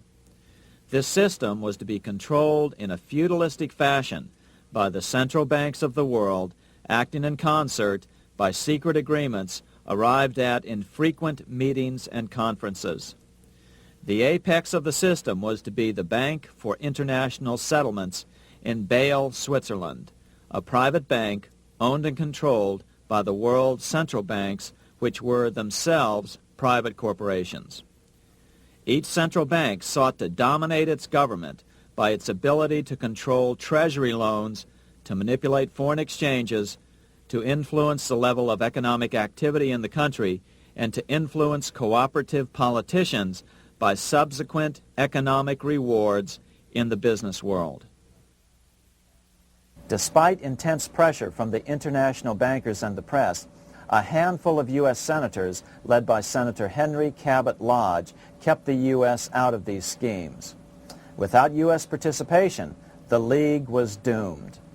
Incredibly, even though the U.S. rejected the World Central Bank, the BIS, the New York Federal Reserve ignored its government and arrogantly sent representatives to Switzerland to participate in the central bankers' meeting right up until 1994, when the U.S. was finally officially dragged into it. Their world government schemes thwarted, the bankers resorted to the old formula, another war to wear down the resistance to world government while reaping handsome profits. To this end, Wall Street helped resurrect Germany through the Thyssen banks, which were affiliated with the Harriman interest in New York, just as the Chase Bank had assisted in the financing of the Bolshevik Revolution in Russia during World War I. Chase Bank was controlled by the Rockefeller family. Subsequently, it was merged with Warburg's Manhattan Bank to form the Chase Manhattan Bank. Now this has merged with Chemical Bank of New York, making it the largest Wall Street bank. Their strategy worked. Even before World War II was over, world government was back on track. In 1944, at Bretton Woods, New Hampshire, the International Monetary Fund and the World Bank were approved with full U.S. participation. The Second League of Nations, renamed the United Nations, was approved in 1945. Soon, a new international court system was functioning as well. All effective opposition to these international bodies before the war had evaporated in the heat of war, just as planned. These new organizations simply repeated on a world scale what the National Banking Act of 1864 and the Federal Reserve Act of 1913 had established in the U.S. They created a banking cartel composed of the world's central banks, which gradually assumed the power to dictate credit policies to the banks of all the nations. For example, just as the Federal Reserve Act authorized the creation of a new national fiat currency called Federal Reserve Notes, the IMF has been given the authority to issue a world fiat money called Special Drawing Rights, or SDRs. To date, the IMF has created in excess of $30 billion worth of SDRs. Member nations are being pressured to make their currencies fully exchangeable for SDRs. In 1968, Congress approved laws authorizing the Fed to accept SDRs as reserves in the U.S. and to issue Federal Reserve notes in exchange for SDRs. What does that mean? It means that in the U.S., SDRs are already a part of our lawful money. And what about gold? SDRs are already partially backed by gold. And with 2/3 of world gold now in the hands of central banks, the money changers can go about structuring the world's economic future in whichever way they deem most profitable. Keep in mind, just as the Fed is controlled by its Board of Governors, the IMF is controlled by its Board of Governors, which are either the heads of the different central banks or the heads of the various national treasury departments dominated by their central banks. Voting power in the IMF gives the U.S. and the UK, that is to say the Fed and the Bank of England, effective control. Just as the Fed controls the amount of money in the U.S., the BIS, IMF, and World Bank control the money supply for the world. So we see the repetition of the old goldsmith's fraud replicated on the national scale with central banks like the Fed and on the international scale by the three arms of the world central bank. Is this organization of the BIS, the IMF, and the World Bank, which we refer to collectively as the World Central Bank, presently expanding and contracting world credit? Yes. Regulations put into effect in 1988 by the BIS required the world's bankers to raise their capital and reserves to 8% of liabilities by 1992. Increased capital requirements put an upper limit to the fractional reserve lending, similar to the way cash reserve requirements do. What is this seemingly insignificant regulation made in a Swiss city 8 years ago meant to the world? It means our banks cannot loan more and more money to buy more and more time before the next depression, as a maximum loan ratio is now set. It means those nations with the lowest bank reserves in their systems have already felt the terrible effects of this credit contraction as their banks scrambled to raise money to increase their reserves to 8%. To raise the money, they had to sell stocks, which depressed their stock markets and began the depression first in their countries. Japan, which in 1988 had among the lowest capital and reserve requirements and thus was the most affected by the regulation, has experienced a financial crash which began almost immediately in 1989, which has wiped out a staggering 50% of the value of its stock market since 1990 and 60% of the value of its commercial real estate. The Bank of Japan has lowered its interest rates to 0.5%, practically giving away money to resurrect the economy, but still the depression worsens. Due to the $20 billion U.S. bailout of Mexico, the financial collapse in that nation is already known here. Yet despite the bailout, the economy continues to be a disaster. One huge debt after another is rolled over as new loans are being made simply to enable Mexico to pay the interest on the old loans.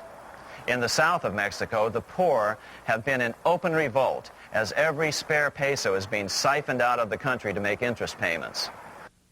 It is important to note that a radical transfer of power is taking place as nations become subservient to a supranational world central bank controlled by a handful of the world's richest bankers. As the IMF creates more and more SDRs by the stroke of a pen on IMF ledgers, more and more nations borrow them to pay interest on their mounting debts and gradually fall under the control of the faceless bureaucrats of the World Central Bank. As the worldwide depression worsens and spreads, this will give the World Central Bank the power of economic life and death over these nations. It will decide which nations will be permitted to receive further loans and which nations will starve. Despite all the rhetoric about development and the alleviation of poverty, the result is a steady transfer of wealth from the debtor nations to the money changers' central banks which control the IMF and the World Bank.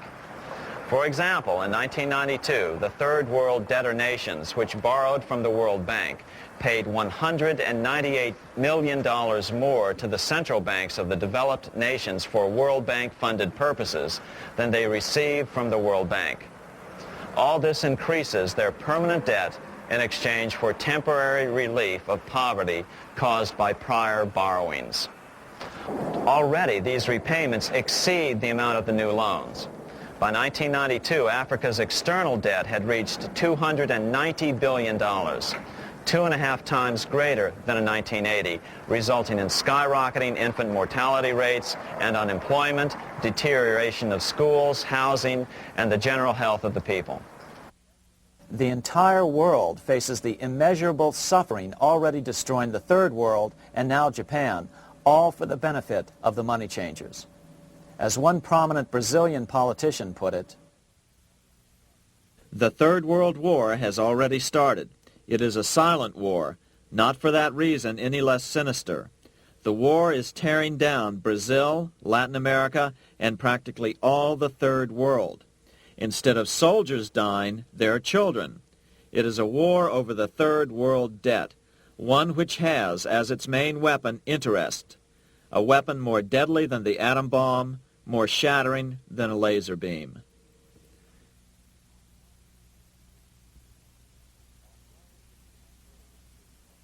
although it would be absurd to ignore the pivotal role played by influential families such as the Rothschilds, the Warburgs, the Schiffs, the Morgans, and the Rockefellers in any review of the history of central banking and fractional banking, keep in mind, by now, central banks and the large commercial banks are up to 3 centuries old and deeply entrenched in the economic life of many nations.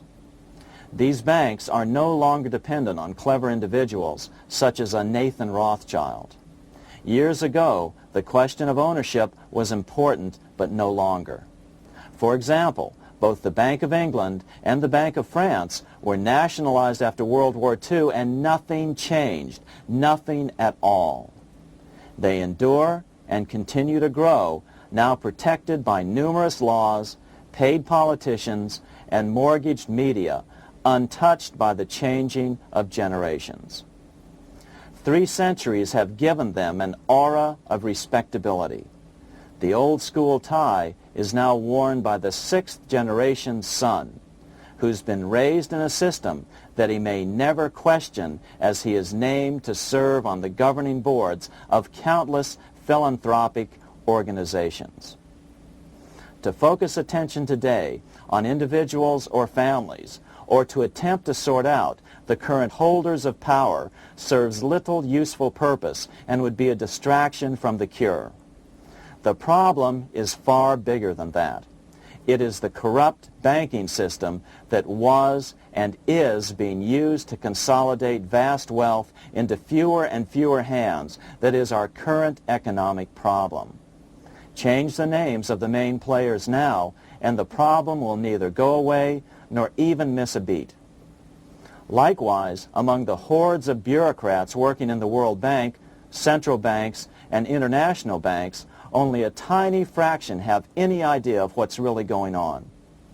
No doubt they'd be horrified to learn that their work is contributing to the terrible impoverishment and gradual enslavement of mankind to a few incredibly rich plutocrats.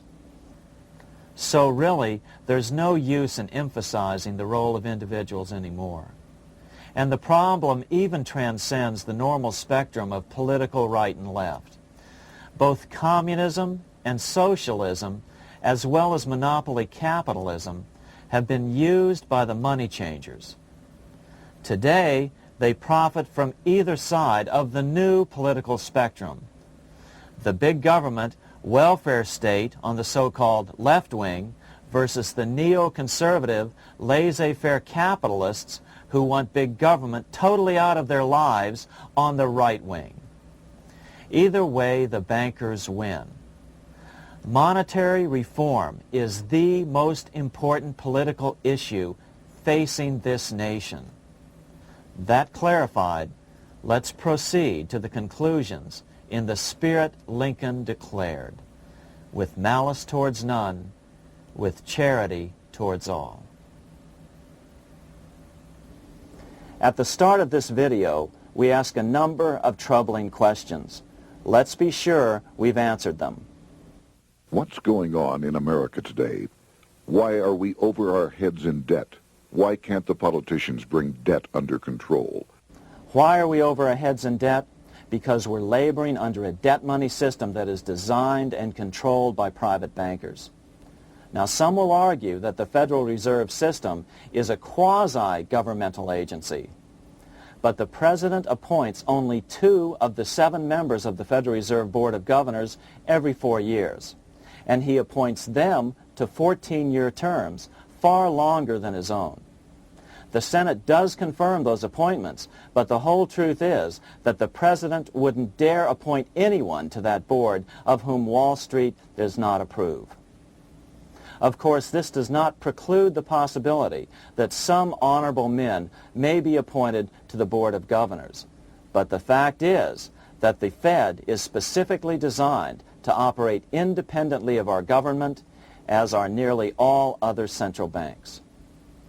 Some argue that the Fed promotes monetary stability. We saw the current head of the Bank of England, Eddie George, claim that this was the most important role of a central bank. In fact, the Fed's record of stabilizing the economy shows it to be a miserable failure in this regard. Within the first 25 years of its existence, the Fed caused 3 major economic downturns, including the Great Depression, and for the last 30 years has shepherded the American economy into a period of unprecedented inflation. Again, this is not some wild conspiracy theory. It's a well-known fact among top economists. As Nobel Prize-winning economist Milton Friedman put it, the stock of money, prices, and output was decidedly more unstable after the establishment of the Federal Reserve System than before. The most dramatic period of instability in output was, of course, the period between the 2 wars, which includes the severe monetary contractions of 1920-21, 1929-33, and 1937-38. No other 20-year period in American history contains as many as 3 such severe contractions. This evidence persuades me that at least a third of the price rise during and just after World War I is attributable to the establishment of the Federal Reserve System, and that the severity of each of the major contractions, 1920-21, 1929-33, and 1937-38, is directly attributable to acts of commission and omission by the reserve authorities. Any system which gives so much power and so much discretion to a few men so that mistakes, excusable or not, can have such far-reaching effects is a bad system. It is a bad system to believers in freedom just because it gives a few men such power without any effective check by the body politic. This is the key political argument against an independent central bank. To paraphrase Clemenceau, money is much too serious a matter to be left to the central bankers. We must learn from our history before it is too late. Why can't politicians control the federal debt? Because all our money is created out of debt. Again, it's a debt money system. Our money is created initially by the purchase of U.S. bonds. The public buys bonds like savings bonds, the banks buy bonds, foreigners buy bonds, and when the Fed wants to create more money in the system, it buys bonds, but pays for them with a simple bookkeeping entry which it creates out of nothing. Then this new money created by the Fed is multiplied by a factor of 10 by the banks thanks to the fractional reserve principle. So although the banks don't create currency, they do create checkbook money or deposits by making new loans. They even invest some of this created money. In fact, over $1 trillion of this privately created money has been used to purchase U.S. bonds on the open market, which provides the banks with roughly $50 billion in interest, risk-free, each year, less the interest they pay to some depositors. In this way, through fractional reserve lending, banks create over 90% of the money and therefore cause over 90% of our inflation. What can we do about all this? Fortunately, there's a way to fix the problem fairly easily, speedily, and without any serious financial problems. We can get our country totally out of debt in 1 to 2 years by simply paying off these U.S. bonds with debt-free U.S. notes, just like Lincoln issued. Of course, that by itself would create tremendous inflation since our currency is presently multiplied by the fractional reserve banking system. But here's the ingenious solution advanced in part by Milton Friedman to keep the money supply stable and avoid inflation and deflation while the debt is retired. As the Treasury buys up its bonds on the open market with U.S. notes, the reserve requirements of your hometown local bank will be proportionally raised so the amount of money in circulation remains constant. As those holding bonds are paid off in U.S. notes, they will deposit this money, thus making available the currency then needed by the banks to increase their reserves. Once all the U.S. bonds are replaced with U.S. notes, banks will be at 100% reserve banking instead of the fractional reserve system currently in use. From this point on, the former Fed buildings will only be needed as a central clearinghouse for checks and as vaults for U.S. notes. The Federal Reserve Act will no longer be necessary and could be repealed. Monetary power can be transferred back to the Treasury Department. There would be no further creation or contraction of money by banks. By doing it this way, our national debt can be paid off in a single year or so, and the Fed and fractional reserve banking abolished without national bankruptcy, financial collapse, inflation or deflation, or any significant change in the way the average American goes about his business. To the average person, the primary difference would be that for the first time since the Federal Reserve Act was passed in 1913, taxes would begin to go down. Now there's a real national blessing for you, rather than for Hamilton's banker friends. Now let's take a look at these proposals in more detail. Here are the main provisions of a Monetary Reform Act which needs to be passed by Congress. We've drafted a proposed Monetary Reform Act which follows at the end of this tape. Of course, variations with the same results would be equally welcome. 1. Pay off the debt with debt-free U.S. notes. As Thomas Edison put it, if the U.S. can issue a dollar bond, it can issue a dollar bill. They both rest purely on the faith and credit of the United States government.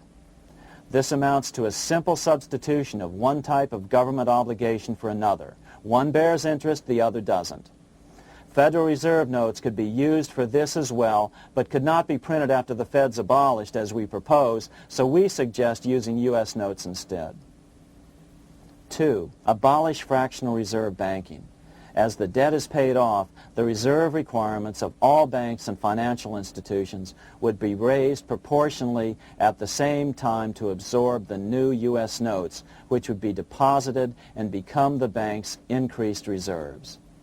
Towards the end of the first year of the transition period, the remaining liabilities of financial institutions would be assumed or acquired by the U.S. government in a one-time operation. In other words, they too would eventually be paid off with debt-free U.S. notes in order to keep the total money supply stable. At the end of the first year or so, all of the national debt would be paid, and we could start enjoying the benefits of full reserve banking. The Fed would be obsolete, an anachronism. 3. Repeal the Federal Reserve Act of 1913 and the National Banking Act of 1864. These acts delegate the money power to a private banking monopoly. They must be repealed, and the money power handed back to the Department of Treasury, where they were initially under President Abraham Lincoln.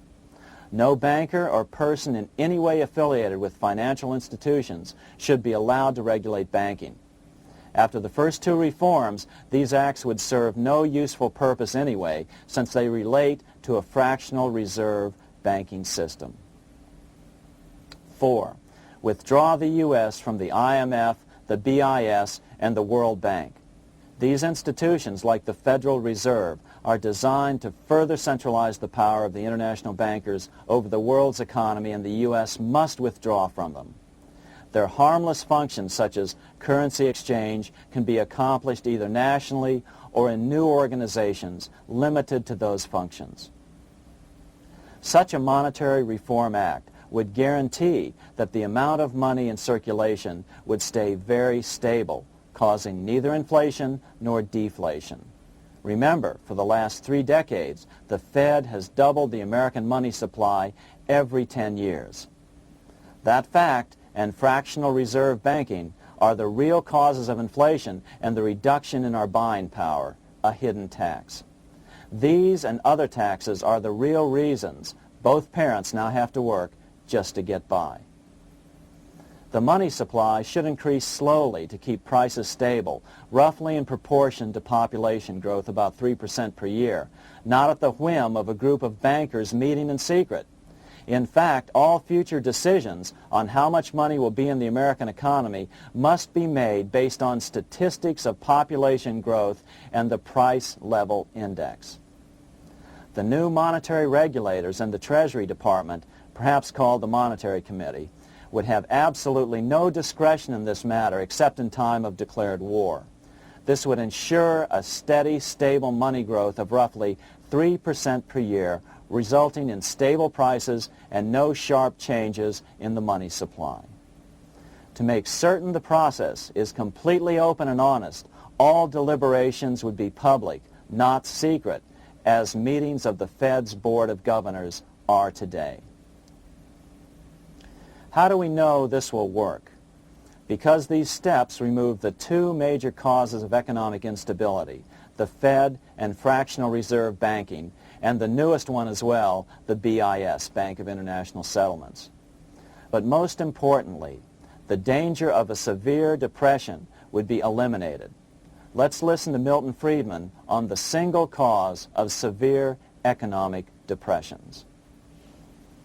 I know of no severe depression in any country or any time that was not accompanied by a sharp decline in the stock of money, and equally of no sharp decline in the stock of money that was not accompanied by a severe depression. Issuing our own currency is not a radical solution. It's been advocated by Presidents Jefferson, Madison, Jackson, Van Buren, and Lincoln. But it's been used at different times throughout Europe as well.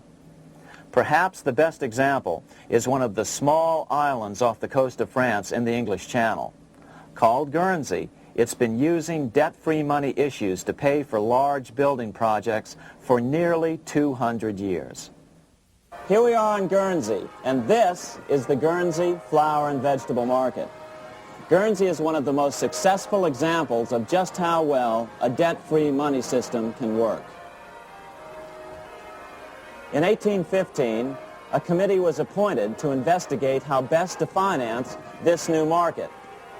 The impoverished island could not afford more new taxes, so the state's fathers decided to try a revolutionary idea: issue their own paper money. They were just colorful paper notes, backed by nothing, but the people of this tiny island agreed to accept them and trade with them. To be sure they circulated widely, they were declared to be good for the payment of taxes. Of course, this idea was nothing new. It was exactly what America had done before the American Revolution, and there are many other examples throughout the world. But it was new to Guernsey, and it worked miracles.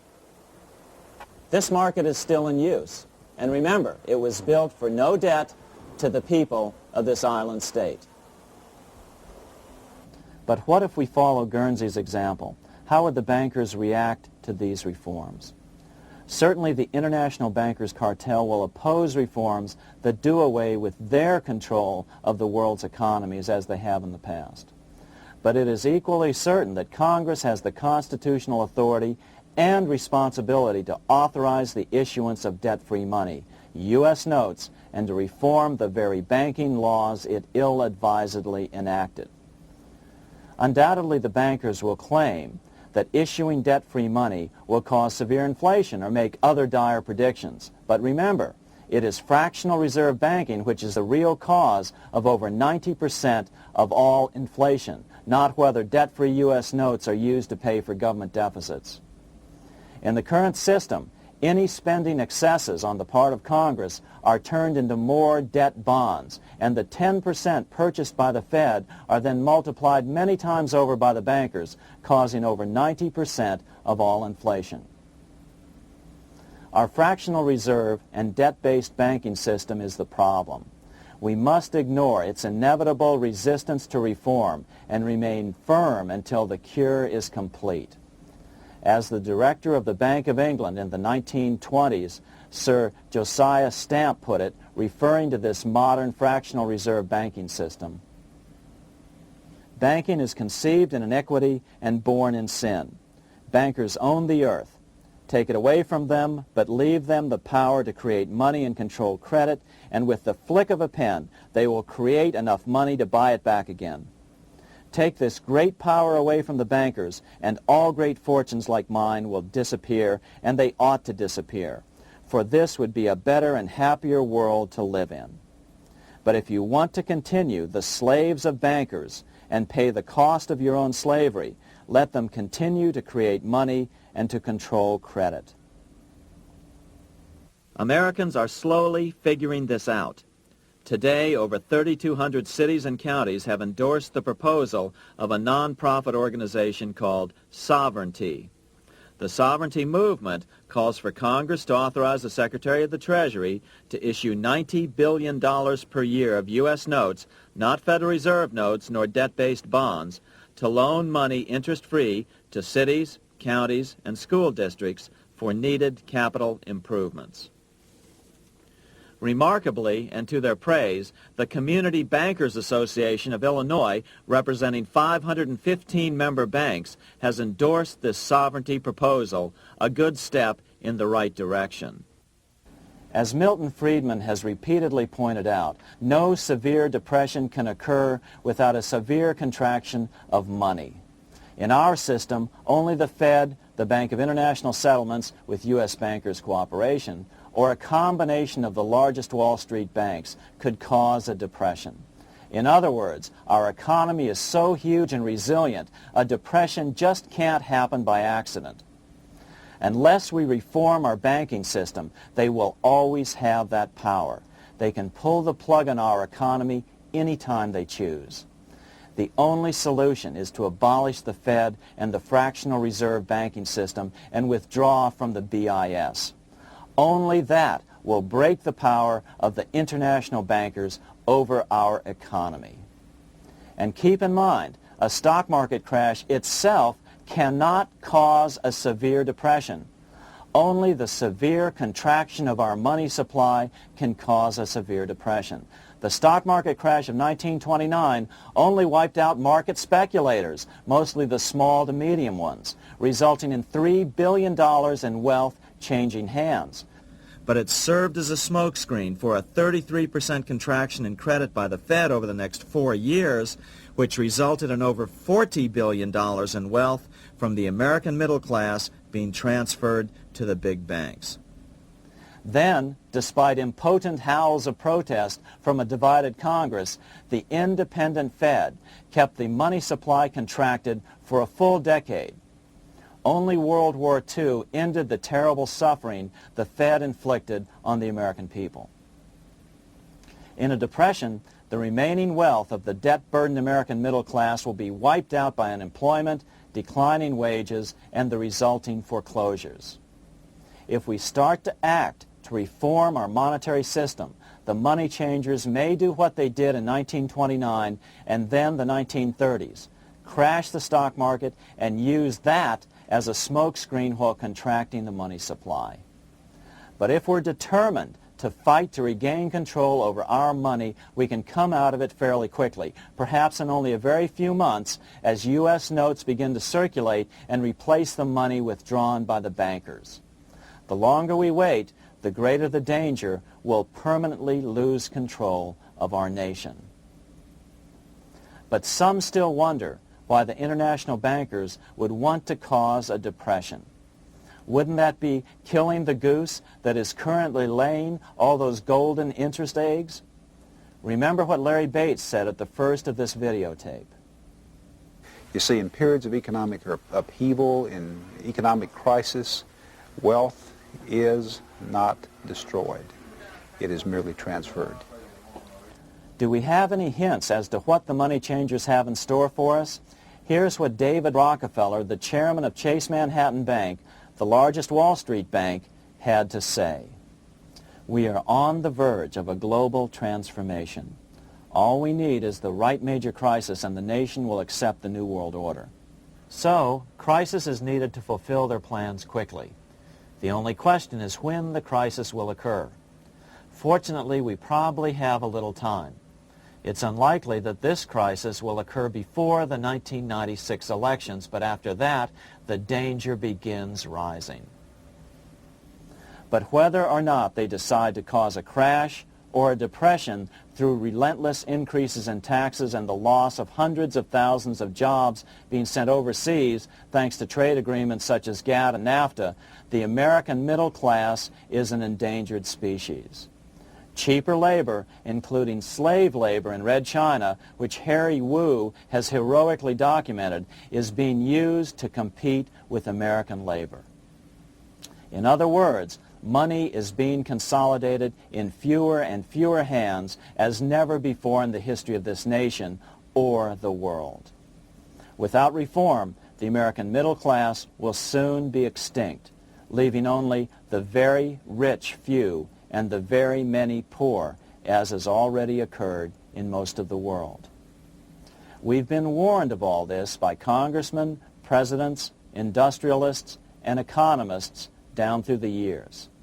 Religious leaders, too, have seen the danger. About 1898, during the time of William Jennings Bryan, Pope Leo XIII put it this way. On the one side, there is the party which holds the power because it holds the wealth, which has in its grasp all labor and all trade, which manipulates for its own benefit and its own purposes all the sources of supply, and which is powerfully represented in the councils of state itself. On the other side, there is the needy and powerless multitude, sore and suffering. Rapacious usury, which, although more than once condemned by the Church, is nevertheless under a different form, but with the same guilt, still practiced by avaricious and grasping men, so that a small number of very rich men have been able to lay upon the masses of the poor a yoke little better than slavery itself. More recently, during America's Great Depression, Pope Pius XI spoke of the same problem. In our days, not alone is wealth accumulated, but immense power and despotic economic domination is concentrated in the hands of a few. This power becomes particularly irresistible when exercised by those who, because they hold and control money, are able also to govern credit and determine its allotment. For this reason, supplying, so to speak, the lifeblood to the entire economic body and grasping, as it were, in their hands the very soul of the economy, so that no one dare breathe against their will. Educate your friends. Our country needs a solid group who really understand how our money is manipulated and what the solutions really are. Because if a depression comes, there will be those who call themselves conservatives who will come forward advancing solutions framed by the international bankers. Beware of calls to return to a gold standard. Why? Simple, because never before has so much gold been so concentrated outside of American hands. And never before has so much gold been in the hands of international governmental bodies such as the World Bank and International Monetary Fund. A gold-backed currency usually brings despair to a nation, and to return to it would certainly be a false solution in our case. Remember, we had a gold-backed currency in 1929 and during the first 4 years of the Great Depression. Likewise, beware of any plans advanced for a regional or world currency. This is the international bankers' Trojan horse.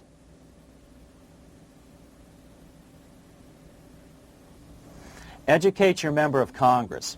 It only takes a few persuasive members to make the others pay attention. Most congressmen just don't understand the system. Some understand it, but are so influenced by bank PAC contributions that they ignore it, not realizing the gravity of their neglect. We hope we've made a valuable contribution to the national debate on monetary reform. It remains for each man to do his duty, consistent with his state in life. May God give us the light to help reform our nation and ourselves. We say ourselves because ultimately vast multitudes of men are going to be driven more and more to desperation by the accumulation of the world's wealth in fewer and fewer hands. Men will tend to become like their oppressors, selfish and greedy. Rather, let's keep in mind during this period of reform a warning not to lose sight of greater things, as Pope Pius XI put it. For what will it profit men that a more prudent distribution and use of riches make it possible for them to gain even the whole world, if thereby they suffer the loss of their own souls? What will it profit to teach them sound principles in economics, if they permit themselves to be so swept away by selfishness, by unbridled and sordid greed, that hearing the commandments of the Lord, they do all things contrary?